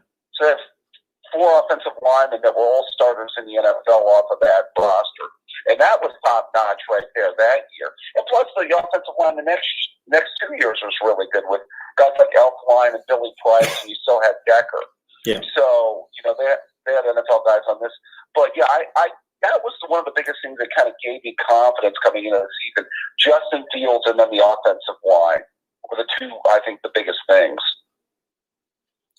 The offensive line, the run blocking for the offensive line is just the last 2 games, and it started before that, but against the quality of opponent of Northwestern and Clemson defensively has just been remarkable. They have just dominated in the run game, and I think we need to understand there's just so much blitzing and exotic type blitz packages that an offensive line's doing its job when it just gives that quarterback that 1, 2, 3 beats and then you better let it go. That's doing your job. These DNs in particular are just so fast, so elusive, can bend and contort their bodies around the corner so well. It's just, I can't imagine playing 2 positions. Well, of course, look at me. I'm in my 50s and haven't played it down to football forever, but I can't imagine anything. But playing cornerback at that high of a level is just playing in that much space against that much athleticism, number one, and then playing tackle and having to backpedal and get out in space against these freakishly athletic, explosive, high twitch guys off the edge is just amazing that they can do anything to prevent those guys getting at the quarterback. Right. By the way, I bet you had some moves in your day, Mark. I'm sure you did. I just had to say that. I'm not going to comment. What's that? I'm not going to comment. We'll let that slide by. We'll let that go. Yeah, I just want to say, I think it's a great group. The unfortunate thing is all 3 of those guys are going to be gone next year in the NFL. But yeah, that was really one of the big things that gave me confidence. The other thing, I made a point of that out before. One of the benefits of having more games to play this season. Oh, and by the way, last point about that was one of the reasons I picked us to beat Clemson last year. Is I thought we could run the ball on them with our offensive line. Urban Meyer made a point in his commentary. I thought Clemson's front 7 was good, but to me, that Clemson front 7 in D-line peaked in 2018. Because remember that it kind of all came together for them because of that entire defensive line came back. But when all those guys were supposed to go to the NFL after the 2017 season, sure, and they got back Wilkins and Farrell and all of those guys up front, and they had the best defensive line in the country that year. So that's what gave me confidence a year ago. I didn't think they had quite the same defensive line that they had. Certainly to compare to where it was in 18, that was going to be tough. So that's what gave me confidence last year. And again, that's kind of what gave me a lot of confidence this year. Is I thought they were just younger up front, which I think allowed them to expose them a little bit. One other thing I will say too, Mark, is I really wish the Buckeyes would have had more games this year because I really think eventually a third receiver would have emerged. Because if you notice, Olave emerged at the end of the 2018 season, and Garrett Wilson started to emerge at the end of the 2019 season. I really think, Julian Fleming or Jackson Smith or one of these younger receivers, I think one of them would have really stepped up this year. It would have been interesting to see that. That's a good point. I think it's a really good point that you're making right there. That has been a trend for the last couple of years, and the 2 guys you just mentioned, Jackson Smith, and because I can never think of the way those letters are arranged in the rest of his name. Yeah, I'd have to see it written in front of me anyway. I should have just went like you with Jackson Smith. That he and Julian Fleming have all the talent in the world and have already, especially he has, of course, already shown flashes of it. But to be consistently counted upon as a guy who's going to catch 3 to 5 passes a game, meaningful passes, third downs, and be where Fields expects him to be, I don't know that they've reached that place. And I think that's certainly an observation by you that's on point. Yeah, one of those benefits of being able to play more games is, especially against, even some of the weaker competition, is you get a chance to play some of your younger players. You get a chance to play some of your freshmen. You get a chance to, and then, as the season progresses and maybe you get into tougher games, they've got some of those reps and game experience, and then they can really show what they can do. So, yeah, I don't think any doubt that would have been helpful. One thing, by the way, I was listening to our good buddy Joel Klatt, and he had a couple of playoff proposals I was going to run by you. I don't know if you looked into. Has your feeling always been to expand to an 8-team playoff, by the way, Mark? Well, I think I told you during a discussion we had in the last month that when I was about, sometime in junior high, I wrote a big, long paper, and then I wrote a different version when I was in college, of all places, with a 16-team playoff, with a little less perspective on, the wear and tear on the athletes and all that, just wanting what I would like to see as a fan. So at that point, 16 teams. But I just want all the conferences represented. I shouldn't say that's all I want. I would like to theoretically have the 8 best teams, but we don't know who they are until they actually get on the field and play. So 8 is the minimum for me. I would be good with 16, but there are a couple different ways to do the 16. And again, as we've discussed in the past, there needs to be a concrete decision made on the group of 5. What to do with the group of 5, not this. We're going to appease them and tease them. So go ahead with the Joel Klatt. Love Joel Klatt. What did he serve up? Now, he had mentioned he threw out a 14-team along with a 16-team playoff. 14? So he put out there a 14 with 2 teams, the top 2 teams in the country getting the bye. So something kind of akin to what the NFL is basically doing, Okay. And I need to get Joel on here so I can argue with him on that one. Go ahead. It was an interesting thought. It doesn't work. He also, well, I'm not crazy about it either. So you don't like that idea of having the 2 bye teams, and say that you would be opposed to like 14-team or 10-team as well? If somebody could, because he also made a 10-team proposal. If somebody could propose buys, and then they would have to take me through a series of seasons and show me where those buys were given to teams that legitimately earned it, I cannot be. That just does not run the test of history. It just doesn't. Okay. Well, because he had also proposed that you should have, all the Power Fives would make it. The Power 5 champions, and then the best non-Power 5 team would make it. Okay, and then he also proposed the independents as well, and he was kind of going off of the ranking system, as far as that goes, to kind of basically get the rest of his teams in there, because he had an Iowa State in the more expanded playoff. He had an Iowa State in there. He had the other schools in there that were, ranked, outside, let's say, or right around the top 10 or just outside the top 10. Of course, he still had like the at-large teams, like he had a Georgia in there. And then, of course, he had all the conference champions, and, of course, Cincinnati and those schools as well. I just wonder if I'm not necessarily crazy about the bye idea of giving the 2 teams the bye. I still think 8 is the best way to go, in my view. Now, you're 8, correct, Mark? right now? I am basically 8. Although I think I had you on the phone a few weeks ago, and we looked at 16 and just took the rankings, which I'm not an advocate of the rankings because they're skewed by human bias. But it was just an interesting exercise to go through the top 16 in the country last year, not this year, but in a full season with non-conference games and the full season.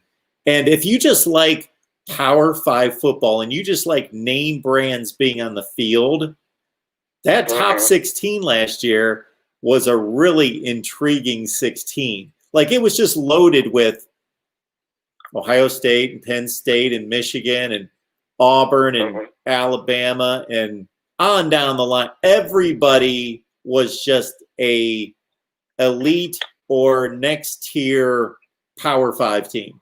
And that's pretty much all it was. The group of 5 didn't even make it because Memphis, I think, was 17th in the country in the final regular season rankings.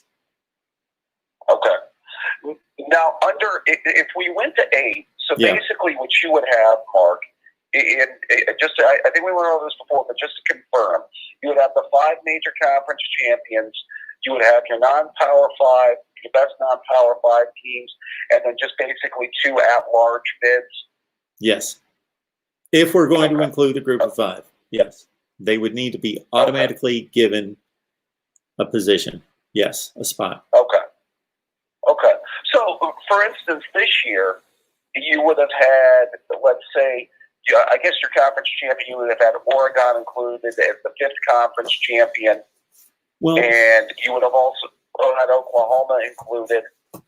Well, this year is such a crazy year. I know people are going to go nuts because Oregon went 4-2. Well, let's understand we've got a pandemic and we get one of those every 100 years. So let's not go nuts about that. But yes, if we played a full season, you know what I've got in front of me, Dave, is I went through what an 8-team playoff would look like every year going back through the playoff era. Wow. Like all through the BCS, you mean?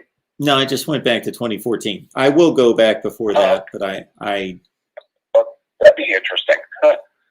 So I did it 2 different ways. I did it my way with the 5 Power 5 champs, the 1 group of 5 rep, and the 2 wild cards based first on best record. Then I had a default system to strength of schedule, etc.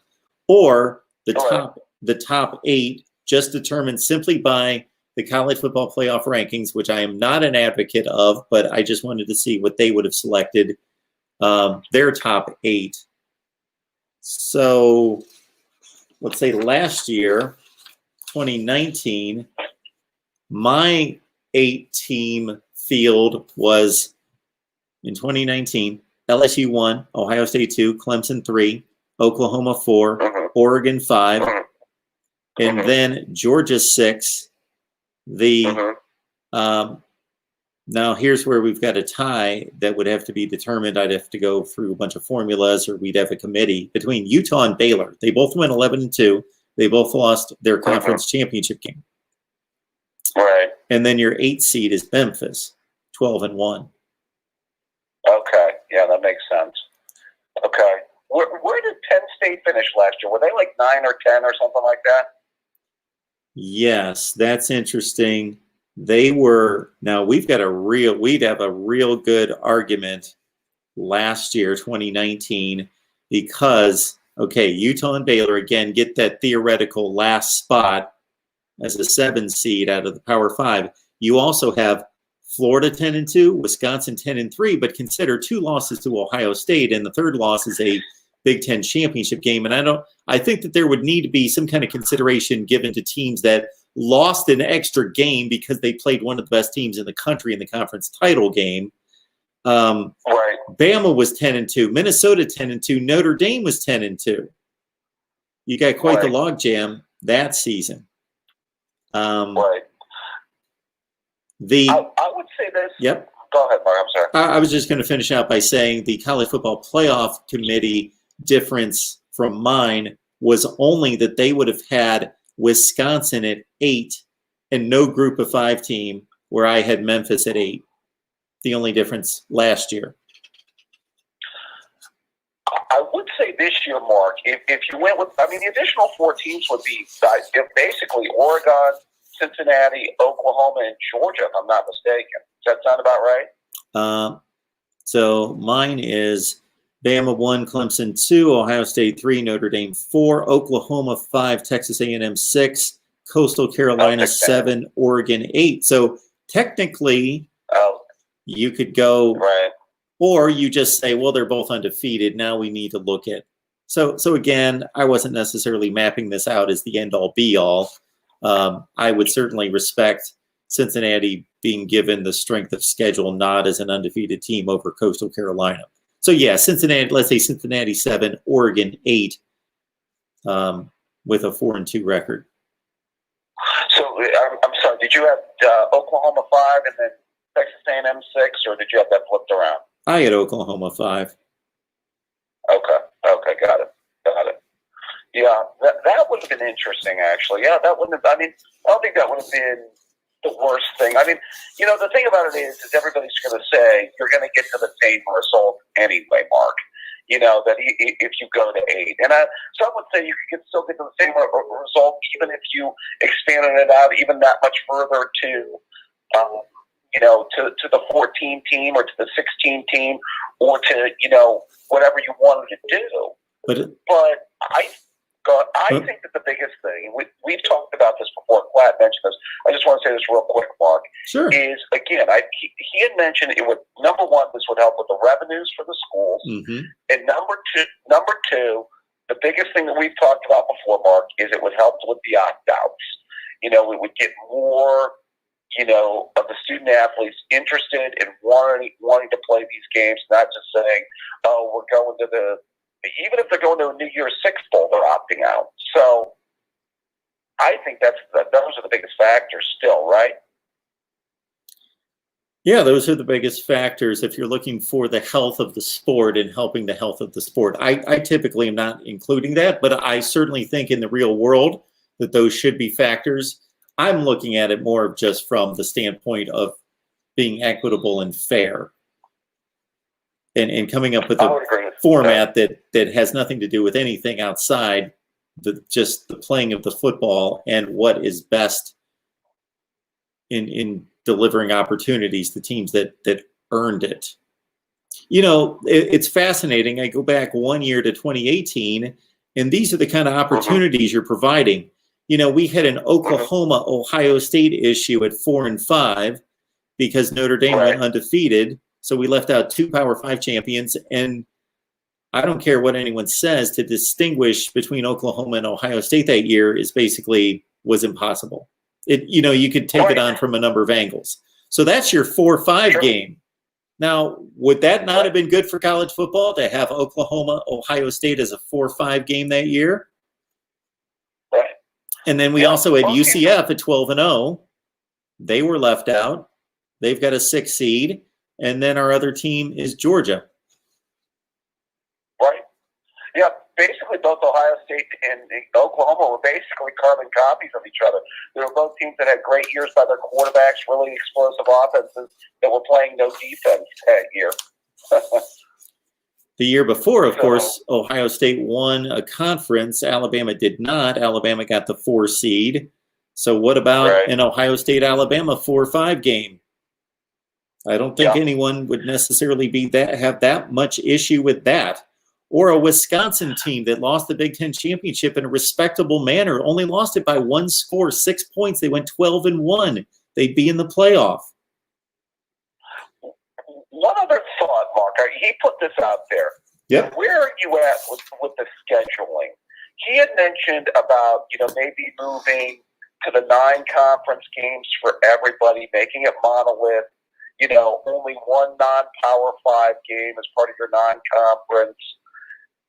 Do you believe in some of those alterations to the schedule, or what type of alterations would you make to scheduling? Yeah, so I think that this only works if it goes hand in hand with the schedule, or it works at least best if it goes hand in hand with a scheduling reconstruction, which for me, this is what it is. I would correct conference scheduling, because I believe right now it is not fair and unequal. You can go through even conference schedules where a team has a decided advantage over another team. I can go through a litany of examples of that. Right. Tennessee automatically has a disadvantage because they play Alabama every year. Sure. They play Alabama every year. Now, obviously, they're not good enough for it to matter right now, but we can't. Right. People argue things that are we can't build systems based on who we think is going to be good and not good. We just build good systems. And so for Tennessee, it's you play Alabama every year, and then you cycle through everybody else. And so certain years you're playing Alabama and LSU, while Vanderbilt's playing Ole Miss and Mississippi State. And so it's like, well, right. You're competing for the same division championship, and these schedules are completely unbalanced. Right. Well, the thing I want to say about the part of the non-conference schedule, Mark. Yeah. And, because I've seen Ohio State play like a MAC school and then another non-Power 5 team. Yeah. So it's like, as an Ohio State fan, what is the greatness of college football? The greatness of college football is it's to a great degree are those big regular season games, because there's nothing like a big time matchup in college football. Sure. Because we don't get a lot of them, Mark. Yep. So, me watching Ohio State destroy Bowling Green one week is not necessarily, it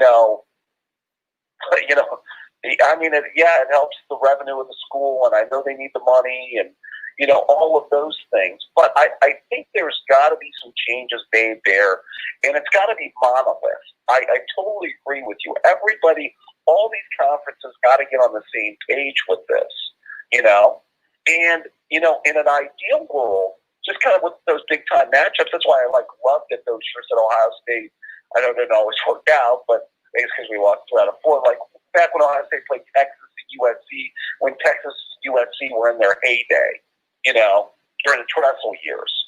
And, they had, they did the back-to-back with Oklahoma and, the Baker Mayfield teams. So, I think obviously you need more of that in college football. Ideally, I think Irvin was talking about once, he says, your 3 non-conference, maybe you have that one warm-up game, that one MAC game. You then maybe play a top 10 team, and then at least play another, let's say, top 30, top 25 team in non-conference.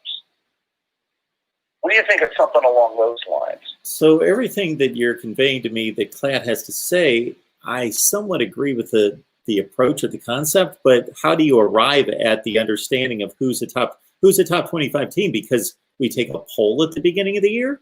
The games have to be scheduled before the season starts, so you're relying on people's opinions on who's a top 25 team. That doesn't make sense. It's not like we can play the season and then go back and say, well, we should have scheduled this way because they were this good and they were this good and they were that good. I think I might have lost Dave.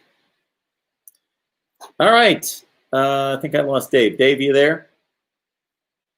Mark, can you hear me? Hey, Dave. Yeah. What you were saying, Mark, is that these schedules are made in advance, right? What I was basically saying is that if I'm understanding Klatt's proposal, yes, how do we determine who a top 25 team is? We can't play the season and then go back and say, well, it would be fair if they played them, and them, and they played them, and them, because that's how good they are. And we're not going to. Sure. And why do we base a season or a schedule based on people's opinions and rankings of games that have yet to be played? Okay. Like when he says, well, go ahead. You do agree with the theory that it's just one non-Power 5, and then just play.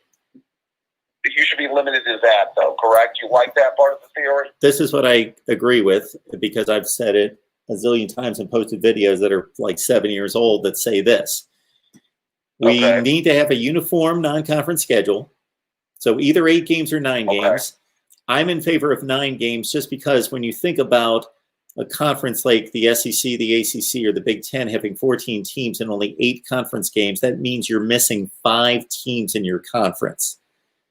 Right, that's correct. That's just, in there are going to be teams that you don't see for 6 years that play in the other division. Okay. So anyway, so that's why I favor the 9, although you can have more flexibility and a little bit more fun and equitability with the non-conference if you go with 8 conference. But let's say whether it's a 3-game or a 4-game non-conference schedule, this is what I would do. You either go, let's say you've got a 4-game non-conference schedule. You schedule some combination of 2 or 3 Power 5 group of 5. So anyway, let me make this simple. We'll go to the latest edition that I put out there was a 9-game conference schedule, 3 out-of-conference games. Okay, I would take the scheduling out of the hands of the schools, and we would have a committee schedule. Now, the committee couldn't do just what it wanted to do. The committee would have to hit these rules, these guidelines would have to be met, that every Power 5 conference team would play 2 games against 2 Power 5 conference teams whose previous year's record equaled 500. So everyone would play an equitable schedule. Everybody would play 2 teams non-conference who went 500 the year before. Did you say you'd have a committee do this, Mark? Well, no. Well, but they say the reason you'd have a committee do it is because you could have a computer do it. All right.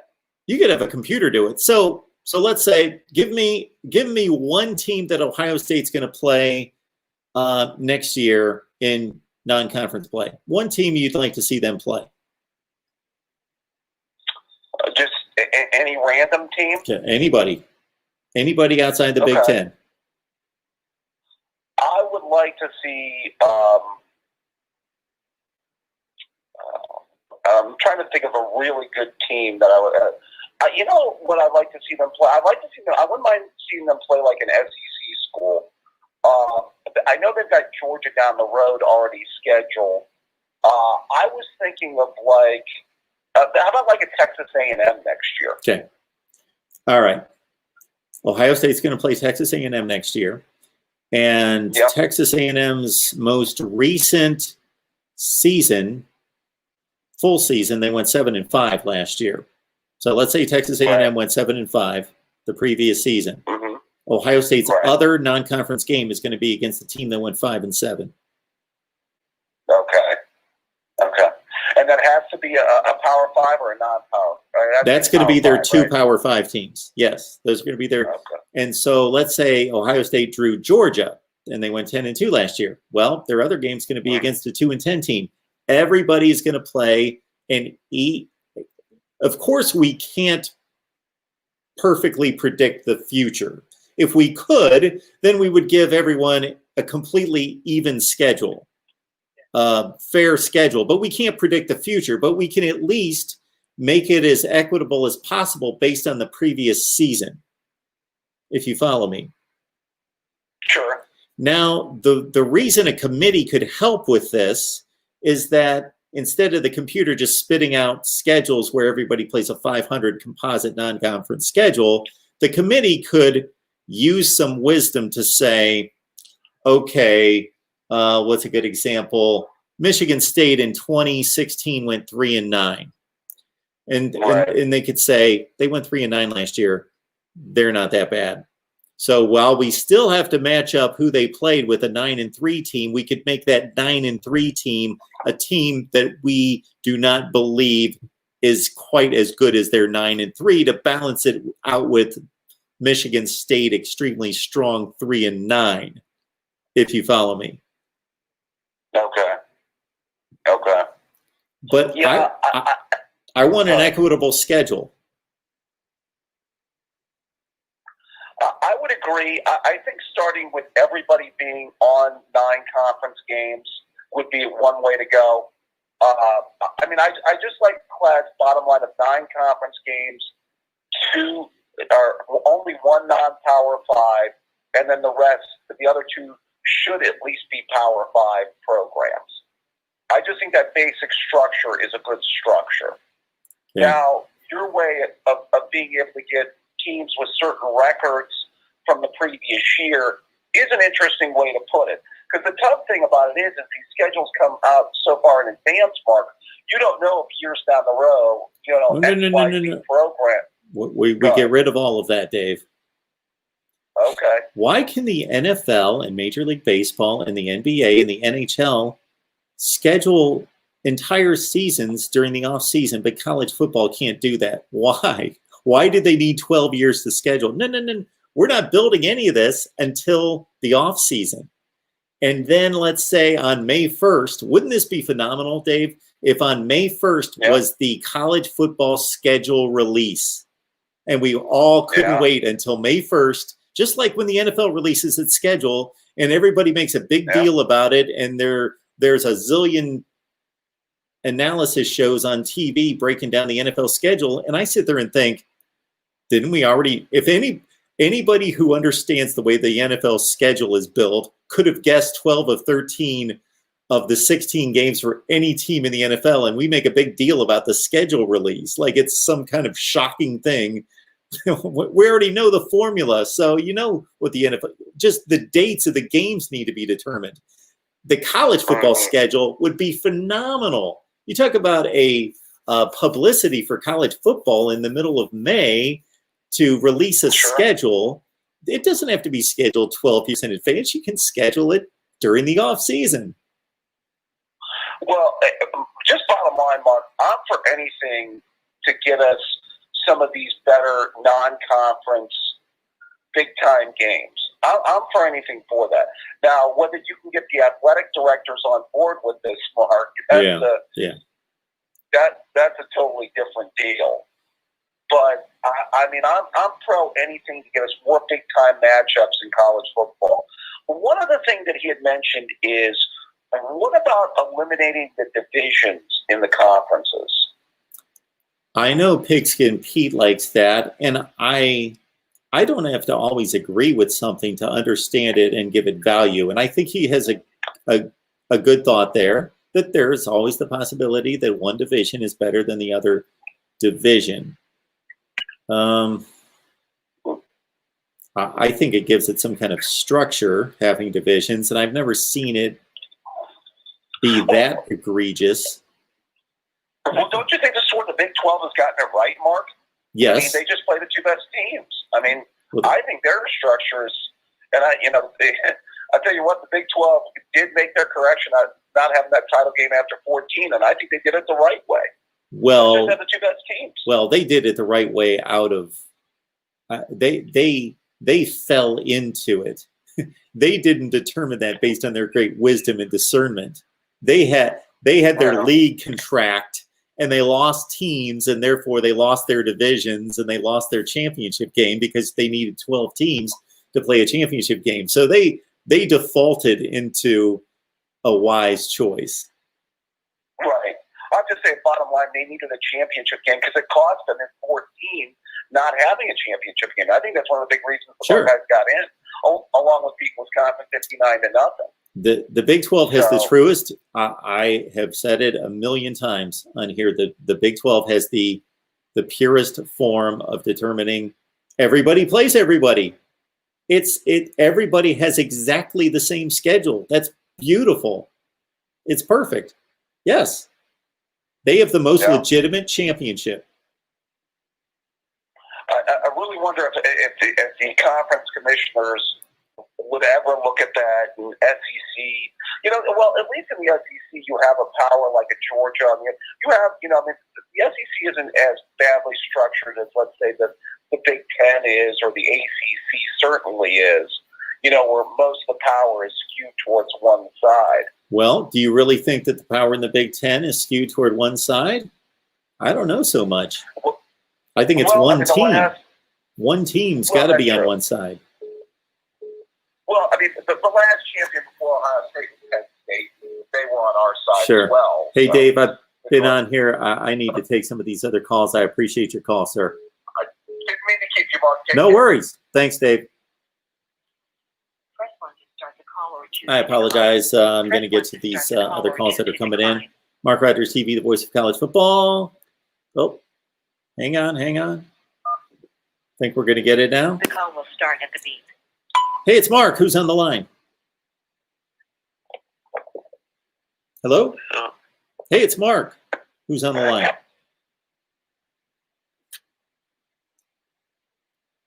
Hello?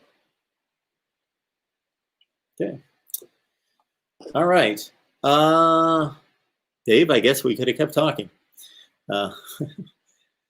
We had a number of calls come in, and I apologize. Every time there were more calls coming in, Dave and I were in the middle of a point there. So I should, it's been told to me many times that I should pick up on these phone calls and get more in and limit the callers.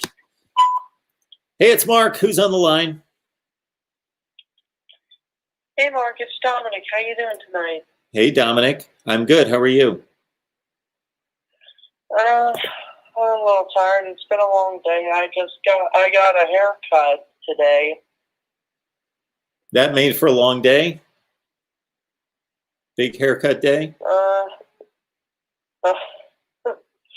I mean, I've been getting around to cleaning up the house a little bit. So. All right. It's good to know you got yourself a haircut and cleaned the house. Yes. But I want to get my thoughts on why people think Ohio State is going to win the national championship. Okay, you're answering our question that we put on the title of the live stream tonight. Very nice. Yes. So why do I think that? Well, I mean, I know their record, their final record of the season was 7-0, and I know they dominated over Clemson, and I think they could have a good chance, even though they ended up 7-0 and beat Clemson. You think Ohio State has a good chance, even though they finished 7-0 and beat Clemson? Did I get that straight? Yeah. Okay. We appreciate the analysis. Anything else, Dominic? No. You have a good night. All right, Dominic. All right. Press 1 to start the call or Very choose good. to decline. Press the call will Folks, start I got at the to beep. tell you, for you guys to support this channel and do an amazing job of supporting what we do here is phenomenal. Sometimes I don't know how you do it. Mark Rogers TV, the voice of college football. Who's on the line? This is Lucian. I have a quick question. Sure. What do you think of a 42-team playoff? 42? Decided on 16 teams, non-Power 5, others 16 Power 5. Okay, we got 42 teams. 42. 32. Okay, 32. All right. I thought we were going to have to do some serious math there for a minute. And 32. I heard that you were talking about the schedule. Yeah. I think they can't do that. No one would agree to that. No one would agree to that? Alabama would. Yeah, the college football committee would give Alabama all these top 25 teams. Why? Alabama doesn't want to play 70 top 25 teams. Who said that they were going to play 70 top 25 teams? I'm not understanding your response. The college football committees. The college football playoff committee has nothing to do with the schedule. The committee would pick bad games. The if it was a computer, it would actually be all right because Alabama would play almost nobody's half the time. Okay. How do you think the schedule is currently drawn up?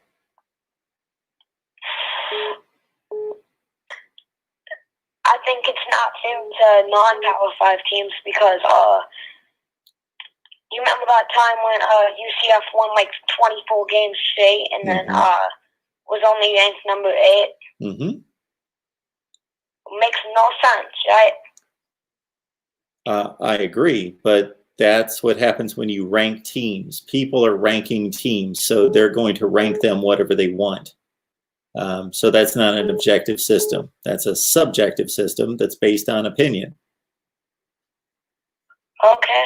So, but if you have, I just don't think that would ever happen because it's unbalanced. what's not going to happen? Schedule like that, like A schedule like what?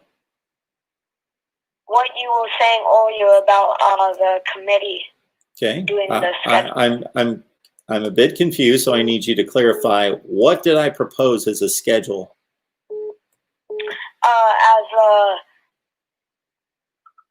That teams would play a certain amount of non-conference games, just random games, depended by a committee or whatever. Don't they play a certain number of conference games now? Yeah. Okay. How are those determined?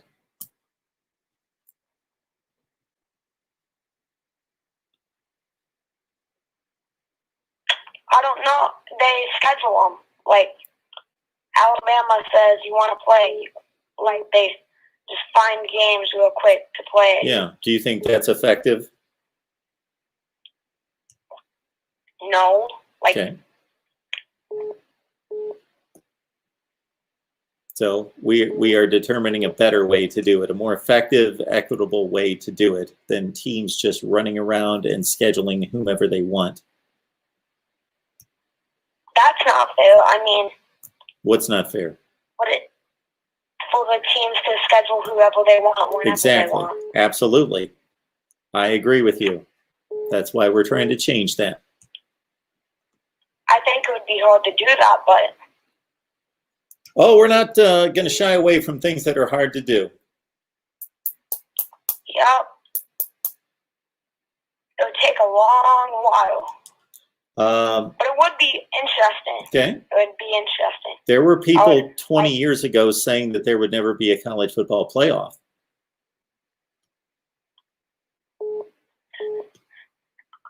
Yeah. Anything else? But Well, I appreciate the call. We'll talk to you later. Have a good night. Press 1 to start the call or 2. The call will start at the beep. MarkRogersTV, the voice of college football. Who's on the line? Hey, Mark, this is Nick from Columbus. Hey, Nick. What's going on? Hey, not much. Is Been listening to you for a while. Excellent. Is this Columbus, Georgia, Columbus, Mississippi? Columbus, Ohio. Oh, okay. Columbus, Ohio. There. Okay. Oh, yeah. Been there a few times. Oh, yeah. All right. Yeah, I'm sure.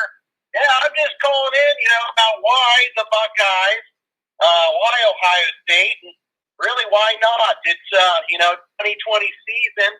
It's been a year of uncertainty and a lot of surprises along the way. I think we're going in fairly fresh, all things considered.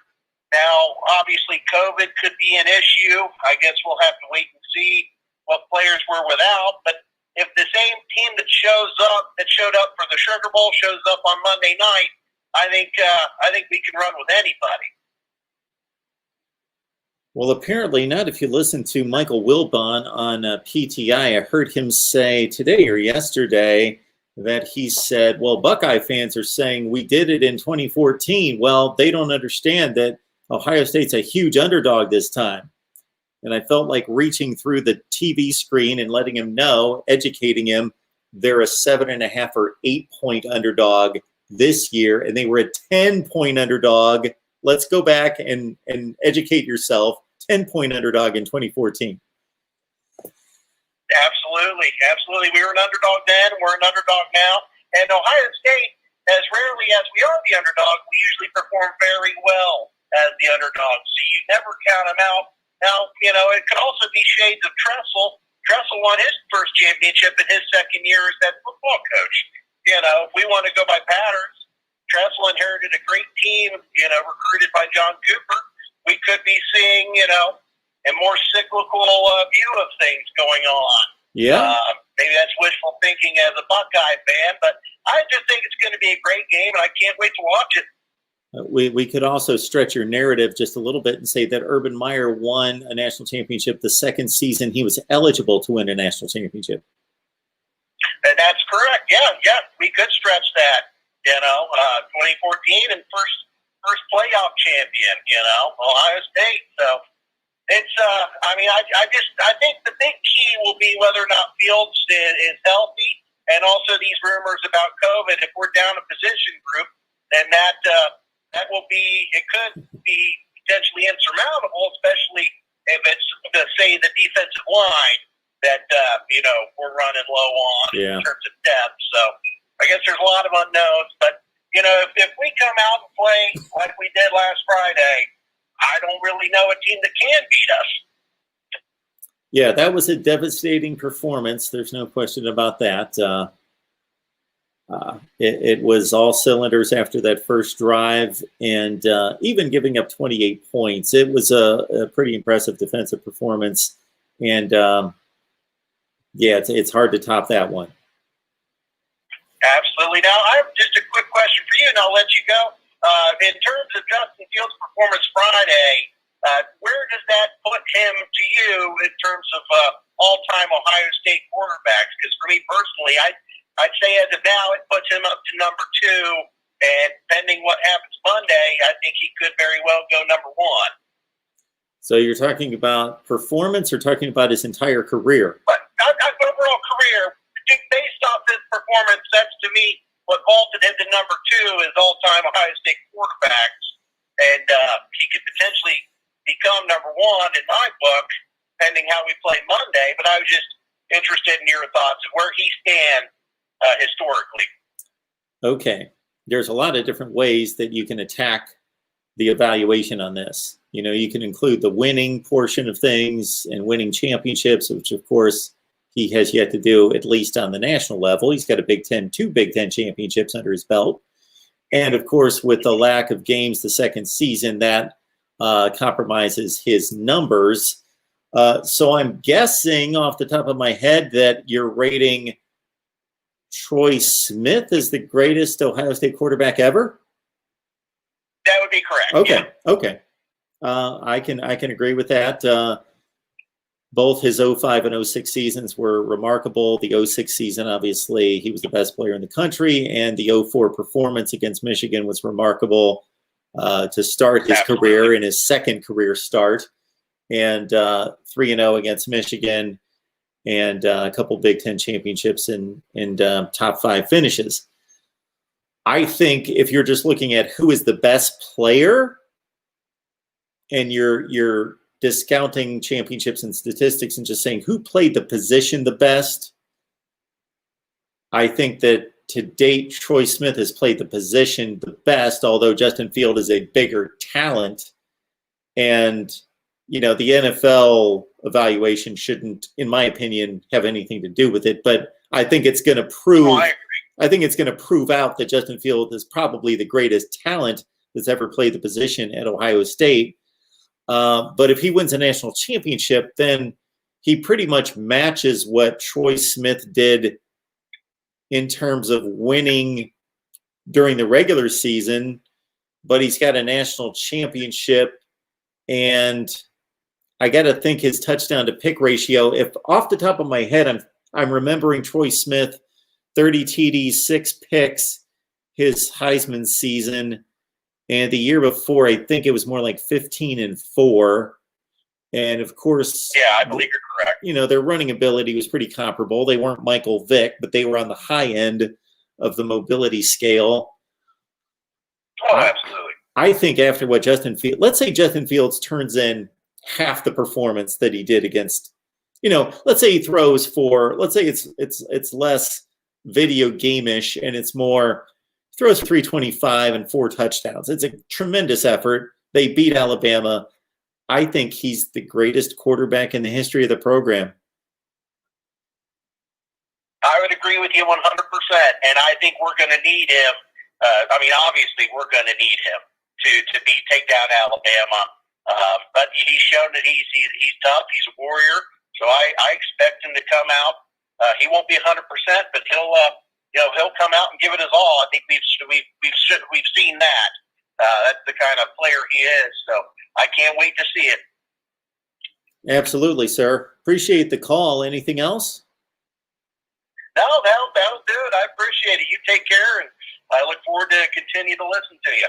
Well, thank you so much for giving us your time, and have a great night there in Columbus. Thanks. Go Bucks. Good stuff there. Appreciate all the support in the chat there. Keep in mind that you can support the channel here on the Super Chat or on Venmo, PayPal, or Cash App. Just search Mark Rogers TV. All right, it's Mark on the line. Hello, it's me, Roberto LeBron from Hey, Akron. Roberto, how are you? Calling from Akron. Yes. Very nice. Okay. So, why Ohio State? I think Bama's defense isn't as great as, not great, as elite as you think. As I think. Elite as you think. Okay. You're talking, when you say... 2018 and 2019, they've averaged, to this year, they allowed 18.6, and 19 points a game. But when they play against elite teams, like, for example, elite offenses like Oklahoma, Clemson, and Ole Miss practically ran all over them. Yeah, they did. A lot of yards, and they allowed them to put up a lot of points. True. Yeah. Florida, Ole Miss, Clemson. Even Georgia had like a 300-yard in there. passing attack. Yeah, you make a great point about Georgia. Georgia, what was the final? 41-24. They were up 4. I don't know what happened. They just blew leads. Well, they had Stetson Bennett playing at quarterback. So Georgia, if they would have had a capable quarterback, probably would have put up 40 points. So they put up 24 in the first half. I was talking about 2018, but yeah, 2019. Oh, you're talking about the SEC championship game. Gotcha. Yeah, SEC championship. Yeah, 35-28. This year, I don't know what happened. I watched that game, and then they just got destroyed in the second half. I don't know what happened. They folded. Well, I don't like to pin games on one particular player, but there were so many errant throws in the second half of that game.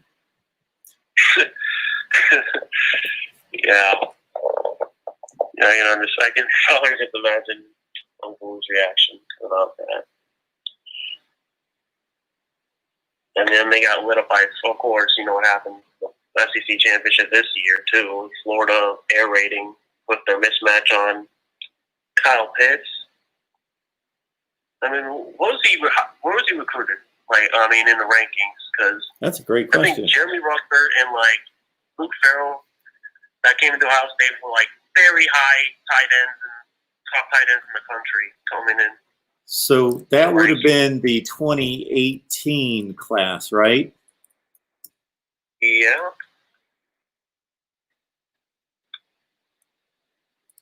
Okay, keep going. I'm going to find out those numbers. Sorry. So as I watched that Clemson game, these tight ends can run routes. They can. Not just run routes. They run their routes. They can they're strong. Muscle for a little extra yardage. That was surprising. I think that one play, before halftime, tight end was able to get out, be wide open, and get out of bounds against Clemson.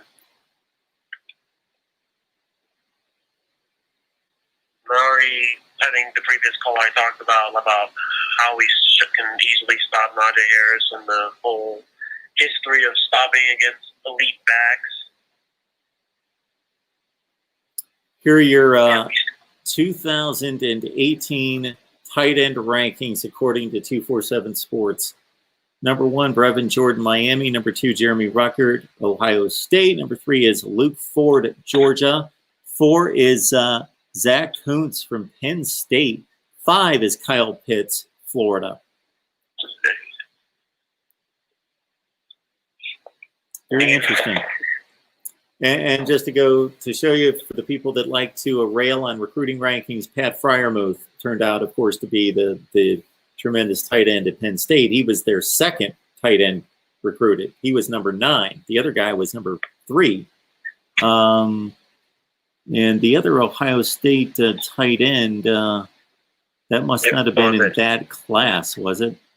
No. I don't think so. Either the one before or the new one. I think probably should look it up. Yeah, this is always fascinating to go back and see where guys were ranked and how it turned out. Tommy Tremble, the Notre Dame tight end, is at 21.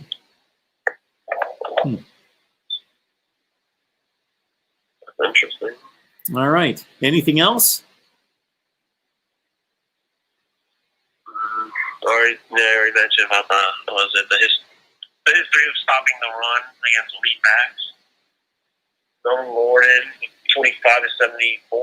I don't know. We only allowed like one big run in a special team kickoff to Barkley in 2017. The only time he went off was in 2015 when it was Christian Hackenberg at quarterback, and we blew them out by 28. Yeah. It's just how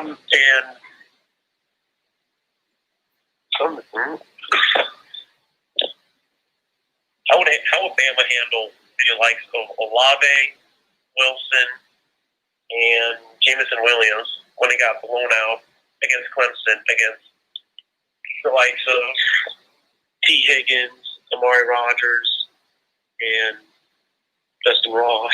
Well, I don't necessarily know if it's accurate, Roberto, to be talking about games that were played in 2018. These rosters turn over so quickly. Alabama's playing underclassmen at in the defensive backfield, guys like Malachi Moore that did not play against Clemson 2 years ago. I'm pretty sure. I mean, I know Dylan Mullen is a veteran.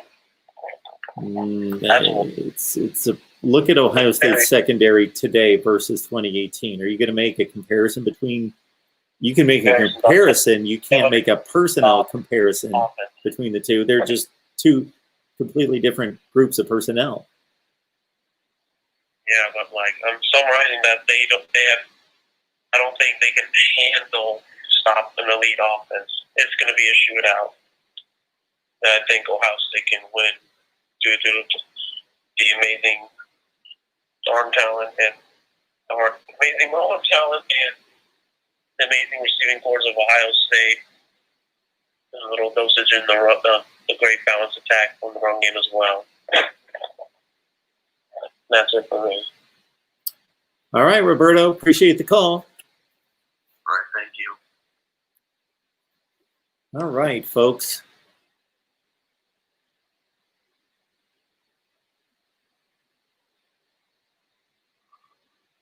I heard David Pollock make a comment concerning the playoff a couple weeks ago, and I thought he had a good idea. He wasn't, and this is not David Pollock's style. He's not a guy that's going to be an analyst from the standpoint of really mapping out a complete playoff, but he had a good idea in that he wanted to see 4 non-conference games and have every Power 5 team play a team from the other 4 conferences every year.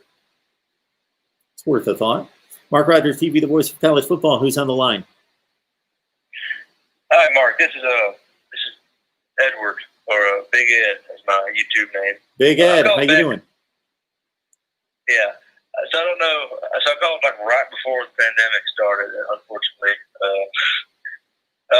So actually, I kind of want to change up the topic a little bit. I'm sure you've been talking about Alabama and in the national championship versus Ohio State a lot. Now, first of all, how about Devontae Smith winning the Heisman? That's awesome for a wide receiver, huh?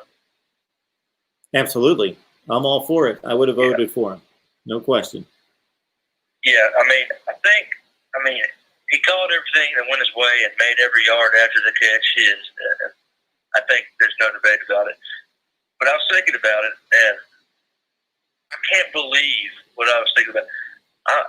The state of Louisiana is producing some outstanding wide receiver talents right now, man. And I don't know if you know C.D. Lamb is from Opelousas, Louisiana. Okay. Justin Jefferson, Sure. Baton Rouge. That's the first guy that came to mind when you said that. Yeah. Who just broke a rookie record of Anquan Bolden last week, most receiving yards for a rookie. Yeah, for sure. And Devontae Smith is from Met. That's crazy. And Terrence Marshall's actually from where I am, over here in Shreveport, Louisiana. Okay. Yeah, that's crazy. I do not really expect a great game, honestly. I can't say I expect a great game because I just don't think without a healthy, Justin Fields, I don't think they have really much of a chance. Even though I was very impressed with what Ohio State did versus Clemson, honestly. Sure. But I just don't think they have too much of a chance without Justin Fields. So you think he's hurt, like seriously hurt?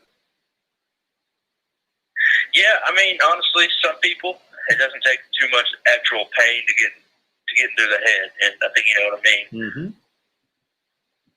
And we've seen that he's got a certain fortitude, at least on the field, and maturity, but I don't know if he can play through rib damage like that.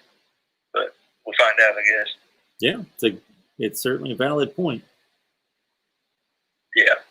I'm definitely going to be watching the whole game, though. But, I mean, I hope it goes at least to the second half, but I'm really expecting probably around 45 points, 48 points from Alabama and mid-20s from Ohio State, honestly. And I can't stand thinking that Alabama's going to do something awesome. Just goes against everything I believe. So you think like 42-24, something like that? Yeah, I mean, it's reminiscent of last year's score, but it's pretty close anyway. Sure. I think it was like 25. Yeah, 42-25. Something like that. Yep. Yeah. Yeah, I have no idea, though. I really do hope for a great game, but we'll find out. All right, I guess that's about it. Well, I appreciate the call, man. Have a great night and enjoy the game. All right, you too, man. Have a great one. Huge fan, by the way. Thank glad you. You're back on YouTube. Well, I appreciate the call. Thank you so much. All right, bye. It is. I got to say, it's flattering, and it's also very exciting, and hits home when certain people call, especially when they're not. And I love you regulars that call all the time. You're tremendous, but it is does my heart a lot of good when people call, and I've never heard from them before, and they just mention that they listen all the time and they appreciate what we do. It's great to hear. Buckeye-born Sermon will hit 250 at least. That's a big number. Can somebody tell me the last time Alabama defense has given up 250 yards on the ground? If Trey Sermon, this would be a good question to let everyone know. If you could know today one statistic from the game, only one statistic to give you the best indicator of who won the game, what would it be? MarkRogersTV, the voice of college football. Who's on the line? Hello, Mr. Rogers. How you doing in your neighborhood tonight? Michael, I'm doing well. How are you? Are you? And that's that for me. ironically, as much as I love the wide receivers, I would say the rushing. Whoever had the more rushing yards, I think, would end up winning the game. What thing he was just talking about? Yeah, the sure. One thing you can take. That's what you're referring to. I am. All right. Anyway, I just want to get your take about Don Brown going to Arizona, and how do you think his defense will fare in the Pac-12? I think Don Brown at Arizona is apropos, and coaching in the Pac-12 is apropos. I think his defense and his effectiveness is going to fit in perfectly at Arizona. They gave up 70 points against Arizona State. They've had the worst defense in the Pac-12 for the past 5 years. They've given up the most points in the conference over the last 5 years. How can he go wrong? Well, I'm sure. And are you kind of surprised that there's still some key defensive coordinator positions open and Kevin Sumlin hasn't got a sniff at them, or do you think he might try to go for a head coaching position still? Well, I don't know what Kevin Sumlin's goals are. I got to think that he wants to be a head coach, and he certainly has enough money in the bank to wait until next year if he needs to. Most coaches don't opt to do that because this is what they love to do, number one. Number two, they don't want to get out of the cycle of coaching and be forgotten. So they want to take a job somewhere. But as it stands right now, Kevin Sumlin's most likely going to need to be a coordinator before he is elevated back up to a head coaching position, because there's just not those type of jobs available right now. We pretty much have the vacancies that we've had at the head coaching level. You know, we are how many days past the end of the season, so there are usually no more firings at this point. Maybe one opens. Yep. Oh, go ahead, sorry. I was just going to say maybe one opens up in Michigan, but they're not going to hire Kevin Sumlin. Nah. And when you think they'll make the decision as far as Alabama's offensive coordinator, do you think that Herman's just waiting until Sarkisian goes to Austin? Is Herman waiting for Sarkisian to go to Austin to do what? To be basically switch roles. Oh, I think that Tom Herman would be doing himself a great service to go work for Nick Saban, because that has been a gold ticket for a number of guys. And considering that he didn't do a poor job at Texas, he didn't meet expectations, but he didn't do a poor job at Texas, that for him to go work for Nick Saban is what he would need to set himself up for the next decent job. Yeah. I mean, I know it's still middle of January and stuff like that, but I'm kind of getting concerned about what Jeff Brom at Purdue. I would think that he would have maybe had a defensive coordinator by now, but I don't know. As far as the defensive coordinator, unless it's been filled, and I don't know about it. Do you know if it's been filled? Do I know if LSU's defensive coordinator position has been filled? No, Purdue. I don't think their defensive coordinator, no. No, that's what I'm trying to figure out, because I was thought, I mean, I wonder who Brom could be maybe willing to go after. I hope it's not Todd Grantham, though. I don't think there's too many BT slots open out there. Well, I'm almost positive. Out there. I'm almost positive that Florida has retained Todd Grantham. Okay. I was just wondering something. I was just wondering, because I'm like, here it is, and like, because after he got rid of Nick Holt after the 2019 season, it wasn't that long before they hired Bob Diaco, and look what happened there. That's all I'm saying. Or do you think they're just maybe waiting for the perfect person? I wonder who that could be. Yeah, I really don't have an answer for you. I would think that there would be a lot of speculation among Purdue beat writers and bloggers on who they're looking at. Yeah, but I haven't seen much of anything posted in the Purdue blogs and stuff like that. Yeah. Okay, that's surprising. We'll have to get ourselves a. This is what we're going to do, Michael.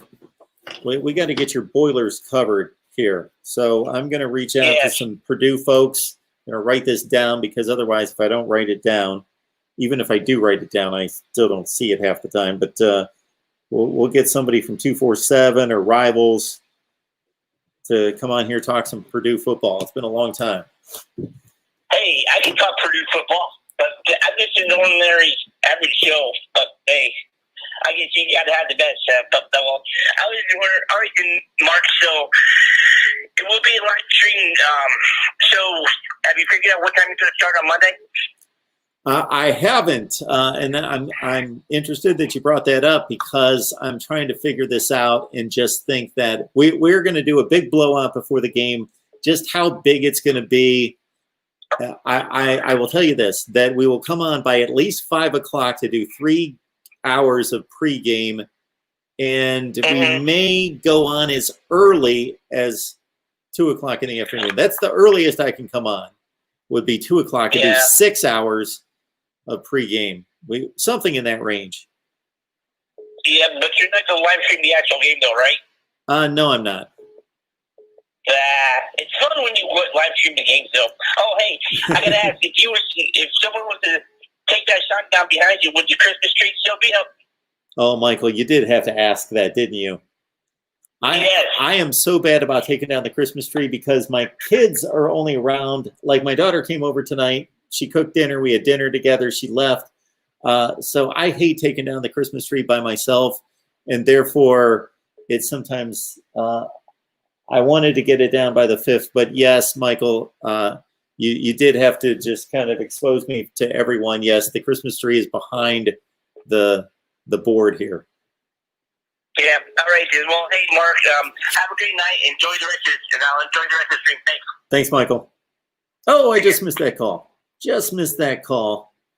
Hopefully, whomever is calling, looks like there's multiple people. Please call back, and I will pick up that call.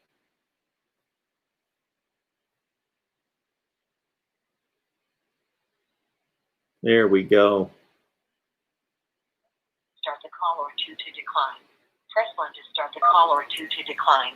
The call will start at the beep. MarkRogersTV, the voice of college football. Who's on the line? Hello? What's up? Hey, who's on the line? Mike Leonard. Hey, Mike. What's going on? So I see you're a big Buckeye fan, and I had a few questions. Sure. So I know that Justin Fields is a top prospect in the draft. Where do you think he's going to land? I think that Justin Fields will most likely be the second selection in the draft. Go to the Jets. All right, thanks. That's my only question. Appreciate it. All right, see ya. That's all we had there. All right. All right, folks. Appreciate everybody jumping on the line. Oh, here we go. Could we have our final call of the night? I don't know. MarkRogersTV, the voice of college football. Who's on the line? Hello? No. Yes, who's on the line? This is Josh. Hey, Josh, do me a favor and turn down the audio in the background. Creates a reverb. Hey, how's it going? The question I've seen, you had why Ohio State? Yeah, just to spark a little conversation, just people to give us reasons why Ohio State's going to win on Monday night. Okay, well, I'm a huge Ohio State fan, man, and I was at the game in 07 with Troy Smith versus Michigan when they was number 2. Yep. Number 1 versus number 2, man. That was a great game, and I ain't never seen that many people. I just wanted to talk about the 2015 championship, Alabama and Ohio State. I watched that game. I watched what Ohio did, sitting at number 4. Do you think that they can look back, turn back? I know it's brand new players and all of that. Do you think they could go back to that game and look at game film and see what Nick Saban does as far as his defense? Because since I know all week that's been like the topic of discussion, can Alabama defense Stop State? Are they still highly skilled enough? So do you think going back, looking at film from that time can help them this time on Monday? Well, I think I understand your angle when you're thinking about that, but with completely, so since that game was played, we're talking about 2015 through 20, we're talking about roughly 60 or 65 games played. And we have game film on the players that are currently on the roster, what they do well, what they don't do well, what their tendencies are, the schemes that they've been playing for this particular season, even going back to last season. Could look at game film for Alabama's defense against teams that we find comparable to Ohio State, at least maybe not in talent, but in approach. I think that all of that is much more relevant than going back to a game 6 years ago with different coordinators and different players on the field. Okay, understandable. I guess my angle with that was what Nick Saban's highest philosophy is on defense, and I know the lack of, I think they were ranked very, kind of like in the high 90s or high 80s or something like that on defense or something like that. I could be wrong, but I was just saying, like, with Ryan Day, could he just, use some of those schematics? I know it's different players and all of that, but I look forward to the game on Monday, man. And I just think that, I heard the other caller with Justin Fields. If I was, I would like to, if I was him, I would like to sit at number 2 because no one watched Jazz. And I know Clemson quarterback is going to go number 1, but if I was him, I would sit there and, you can end up in New York. So, that's just my take on it. Good stuff. Well, I appreciate the call, sir. Hope you enjoyed the game. And give us a call anytime. Thanks, Josh. All right, bye-bye. Bye-bye. Love getting calls from people I've never heard from before. Number of those tonight with 203 on the line. We appreciate it. We've got content coming out every few hours. I think on this particular day, we released video at 5 in the morning, noon, 3 in the afternoon.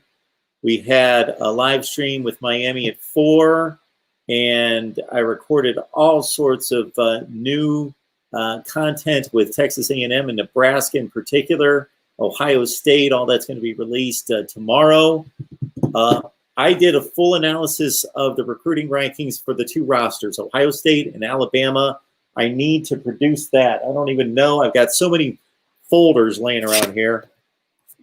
Folks cannot, I got all sorts of stacks of folders of notepads with notes. I don't watch a game where I don't sit there and just take page after page after page of notes and notes and notes and notes and notes and notes and notes and notes and notes and notes and notes. And once we get past this national championship game and get that nuisance of a college football season behind us, then we can really dive in and analyze this thing. We're going to look at all the non-conference games from the last decade, try to come up with something, or at least all the non-conference games during bowl play. I don't know if I want to really rack my brain and try to figure out all the non-conference games and try to figure out who played the best in the 2nd and 3rd and 4th and 5th and rank the conferences 1 through 5. Because what I do every offseason, for those of you who have not been around since last offseason, is I rank the conferences based on their results against each other.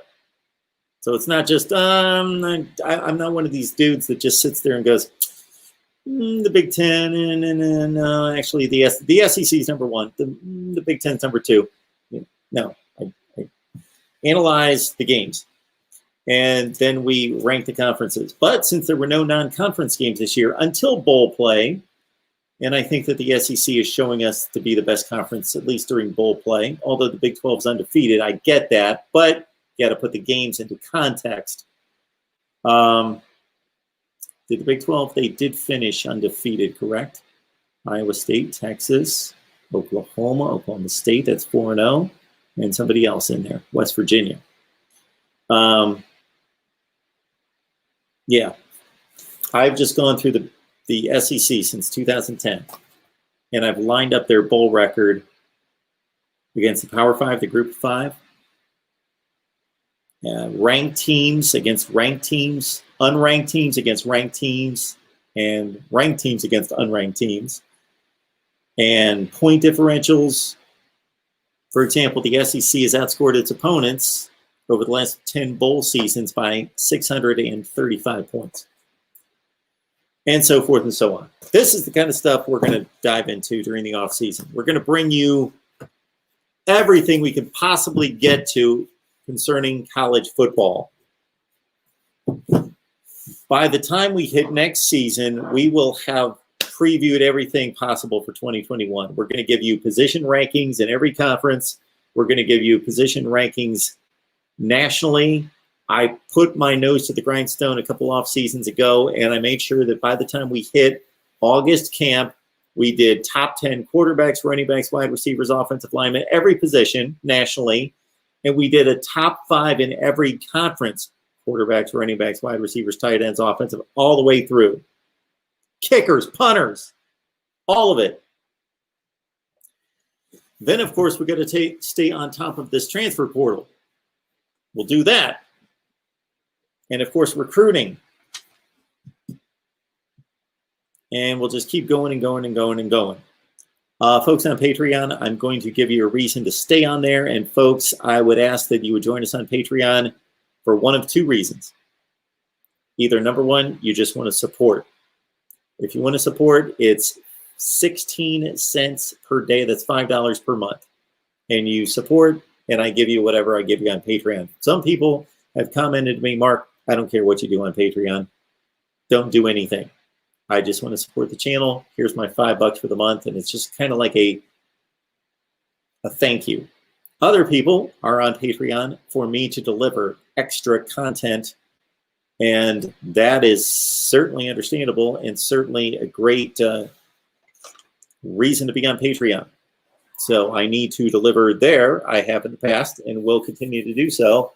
I am over here staring at like 8 boxes of equipment over you really can't see over there. I'm staring at like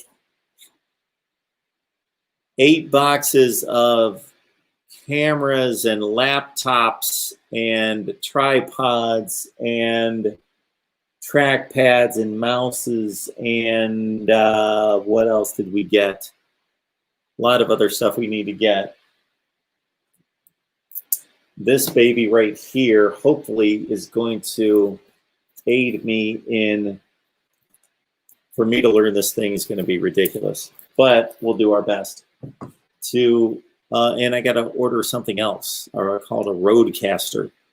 I've been told to order a Roadcaster, and between that and this and this and that and yeah, all this other stuff, we're going to be able to take your calls in a much more professional way, and we're also going to upgrade our graphics. Okay. Plus, we're going to talk college football all the time. So we'll keep going. We would ask that you would help us in the area of individual contributions. That's going to keep us going and alive and keep us moving toward 2022. I would love to have 40,000. Yeah, let's shoot for at least 40,000 subscribers by the end of 2021. I think we should be able to do that. MarkRogersTV, the voice of college football. Who's on the line? Hey, this is Daniel from Columbus, Ohio. Hey, Daniel. How are you? I'm good. How are you doing? I'm good. What's up? Okay, so yeah, I've been watching you, and I kind of like how you go back sometimes throughout history and talk a little bit about college football history and kind of put things into a historical perspective. And I had a quick question. Maybe I can get your take on it, because I know a lot of people talk about kind of like the Ohio States and Alabamas, and Clemson currently having like a kind of a embarrassment of riches or whatever you want to call it, and claiming all these national titles. But do you think that maybe with the CFP and even the BCS before that really what we're getting is like a consolidated national champion each year, whereas before, I mean, like back in the 90s, we had like 3 years when we had split champions, and then even one time in the BCS era, I think that one year USC and LSU ended up splitting. Mm-hmm. And you know, with like just more structure to how we choose the champion, do you think it's actually, I mean, don't get me wrong, I think Alabama, you know, is at a historical, you know, point right now where it's, you know, you only see this a few times throughout college football history. And that's just something that's kind of, you know, amazing, frankly. But I think if you remove Alabama from the equation and then look at, like, you know, these other teams and what they're doing, you know, like the 2 championships that Ohio State has in the past 20 years, 2 for Florida, 2 for Clemson. I don't think that things have really changed quite as much as what people are thinking. That's what I'm kind of getting at. But I don't know what you think about that. So are you asking whether there was a more even playing field 20 and 30 years ago versus now? Because that's the criticism, obviously, is that it's become consolidated to 3 to 4 programs. Right. I do think that it has. I don't know that. Sir, I'm sorry, I forgot your name. I would like to call you by name. It was Daniel. Daniel. Yeah. So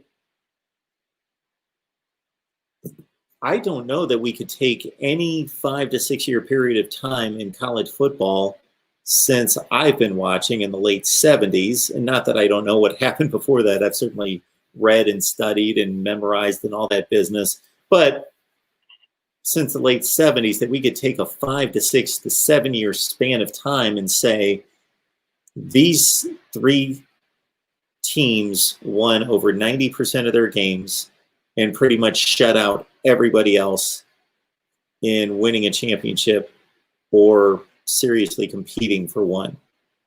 I don't know if we could find that. Maybe we could. Maybe there's a window in the 90s where we would say Nebraska, Miami, Florida State, but I don't think we would. If we took that from 90 to 95, well, Ohio State competed for a couple national titles in that range, and certainly Washington won one. And you know, you might be able to make a case for those 3 teams for those 5 or 6 years. Although I went for about 5 years. We're going on more like 7 with Clemson, Ohio State, Alabama. I just know that it reminded me, Daniel, when I went back and I looked at 83, 84, 90, 91, and I didn't find anything I didn't already know at the top of my head. I was just refreshing my memory when I analyzed those years to kind of, I don't know if you had a chance to see these videos I did about 6 months ago where I just looked at the national championship race in those years because they had disputed champions to put it into context. And I was just reminded of how much equity there was just to think that, you know, take a conference, any conference, and over only 5 or 6 years, roughly half the conference would at some point contend or win a conference championship. You just don't have that. Yeah, and I'm a Big Ten guy, obviously, living here. And, I mean, definitely that's, like, absolutely true with Ohio State. Like, what Ohio State's been doing in the Big Ten is, you know, completely unprecedented. I mean, you know, you even had, like, the teams that we think of mid to low tier right now, and they would win a conference championship kind of out of the blue, so to speak. You know, they'd put together 2 good recruiting classes in Illinois or Purdue. You know, they'd come up with a championship every once in a while. Yeah, if you take, you know, so there is something to be said. Yeah, if you take ever since Urban Meyer stepped on campus, then you're talking about 9 seasons. Or if you went back to even the 2005 season, I think this is a remarkable statistic. If you go back to 2005 and you take out the Luke Fickell year and just say Tressel, Meyer, and Day, Ohio State's worst record in the Big Ten since 2004, 16 years ago, was 7-1. That's their worst record in the Big Ten. That's astonishing. Yeah, well, yeah, it really is something. And also, I seem to remember, I was just kind of young, but I seem to remember did they like reduce the amount of scholarships? Like at one point, weren't the schools allowed to have more scholarship athletes? Yeah. Yep. Yeah, they reduced it. And I remember when they were talking about that, they were saying, this is going to, increase parity or whatever, and make it so that more teams have a possibility to go ahead and compete. And now, 20 years or however long it's been since that, and we find ourselves in this situation. But I just kind of wanted to get your take on that and see what you thought, because I think that I think it can be skewed a little bit because people think that I'm with you. I think that right now it definitely is more so, and maybe you have to really dig deep to find anything that even reached this. But I think when people strictly look at national championships, I think it is a little bit more skewed, because back in the 90s, you had 3 years where 2 teams claimed national championships. So I think that's one thing. But I'm with you on the other, and you explaining it to me, that definitely makes a lot of sense. So, but I'll let you get to the next caller. But thank you. Thanks, Daniel. Appreciate it. All right, got another call in from Columbus, Ohio. OHIO, huh? I will be visiting the Buckeye State soon. Got to go see Mom. Got to go see Mom. The call will start at the beep. Mark Rogers TV, the voice of college football. Who's on the line? Hi, this is actually Big Ed again. Big Ed. Big Ed, I will let you know something. We do have a rule, 1 call per night, but you didn't know that. So, okay, so what you got for us? I was actually, because the last caller, you two were reminiscing about Ohio State. Now, I was actually wondering what was your kind of personal least favorite game or most disappointing game that Ohio State's ever played. My goodness, that is a tremendous question. Woo! Now, in the NFL, I can answer that quickly, but we'll stick to, of course, the Buckeyes here. Oh, my goodness gracious. That is a great question. So, as any Ohio State fan, and my son can't relate to this because he's 24 and he has seen Michigan and Michigan State and Wisconsin actually be more competitive with Ohio State than Michigan. But anybody that's at a certain age and understands growing up in the late 70s through the 80s and 90s, that losing to Michigan, the Michigan game for an Ohio State fan is just everything. From the time I was 8 until the time I was, I don't want to say now because it's waned. It's certainly waned with the dominance, but it also wanes because of age. I don't care as much as I did. But my goodness, that meant everything to me. And so, I will say the first one that really devastated me, and there were others, was, and this is probably out of your range, but in 1980, Ohio State was a preseason #1 team. They lost 2 games, or they lost 1 game. They were still in line to win a Big Ten championship and go to the Rose Bowl. And Art Schlechter was my favorite player. He was the Ohio State quarterback. And they lost to Michigan 9-3. And I remember I threw a spoon at the TV during that game. I also tore up a window blind during that game. I was pretty upset as a youngster. Wow. I used to get pretty wound up. So that one comes to there are just so many, but one I'll mark as the first one. Yeah. Now, didn't Ohio State lose 2 national championships in a row in mid-2000s? 06, 07, correct. Yeah. Yeah, I know. I went way back on you there. Kind of rough. Yeah. Yeah, that's for me. The 06 game was rather shocking because Ohio State was a full touchdown favorite. They were consensus #1 the entire season. They had the Heisman Trophy winner. They looked like the best team. And Florida obviously had a tremendous team, but people at that point didn't realize it because they lost a game to Ole Miss during this. Wait a minute. I'm mixing up 06 and 08. I don't remember who beat them in 06. I think it was LSU. LSU beat them. at some point in the season. And they beat, I don't know if you recall, Felix, oh my goodness, Darren McFadden and Felix Jones. Yeah. The two great Arkansas running backs. I remember McFadden. Yeah, and they played a tremendous, his backup was almost as good as he was, but McFadden was phenomenal. Yeah, yes. If I remember, wasn't that guy Peyton Hillis on that team too? Yes, absolutely. Yeah.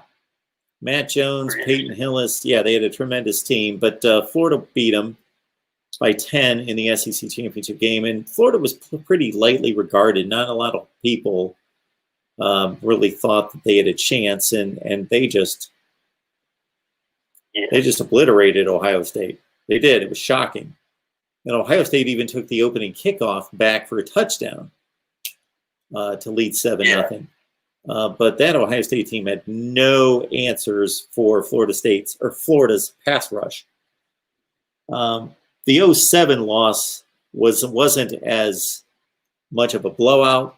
It was a decisive win, but Ohio State was in the game in the second half. But you could see it coming, and I didn't think Ohio State was good enough at quarterback to compete in that game, and they weren't. Yeah, that was probably LSU's best defensive line. Yeah. It was ferocious. Glenn Dorsey and company. Yeah. Yeah, for sure. Well,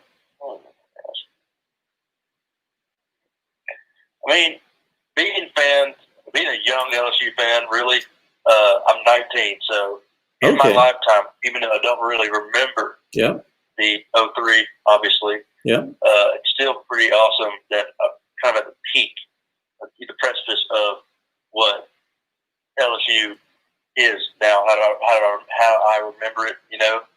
We've always been average or good to very good since I've been alive. And I feel like I'm pretty lucky. Yeah, so that's a great point that you bring up, because I don't know that a lot of college football fans realize this, because they just assume, okay, LSU recruits top 5 classes and they're really good and really talented. But from the time I started watching, and LSU, don't make any mistake about it, anybody out there, LSU has always had a very proud tradition, always rabid, nuts fans, but they haven't always competed to that level. So from the time I started watching in the late 70s through the 80s, 90s, LSU was pretty hit or miss.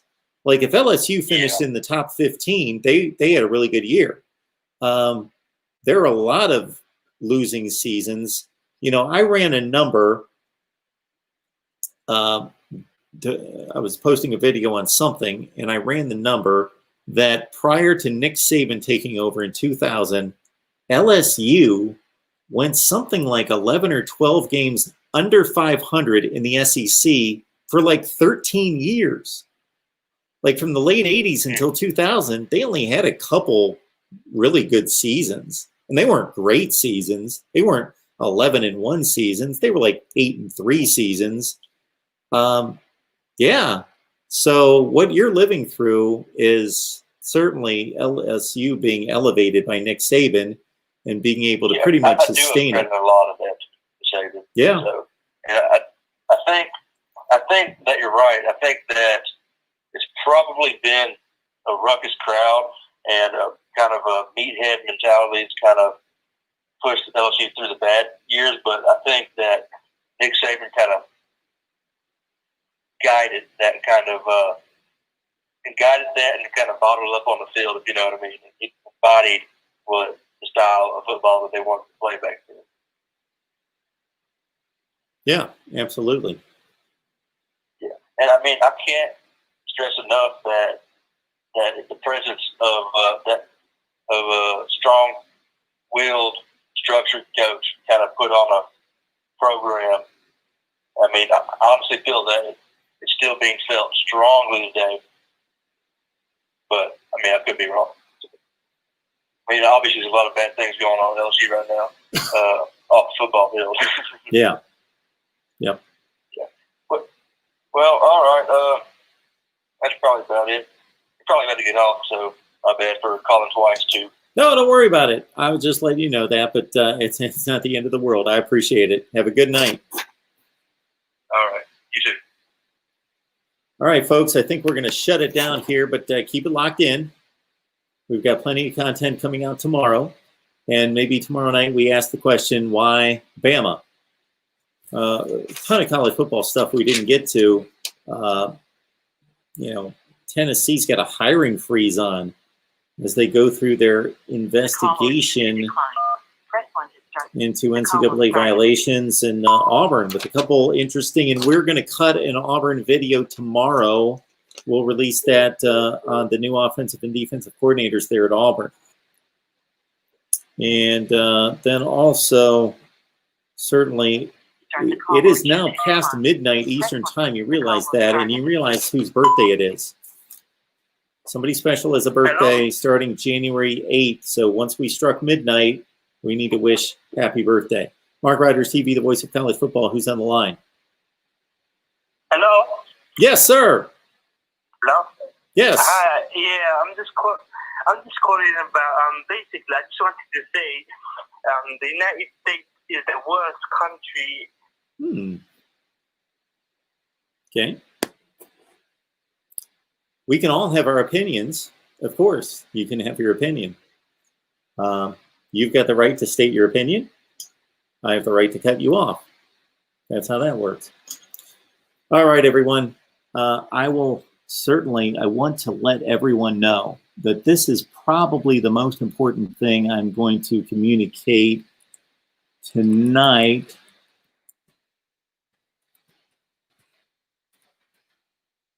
And so here it is, January 8th. There it is. All right, everyone. Appreciate you jumping on board. Again, Auburn, Texas A&M, and others, Nebraska, to be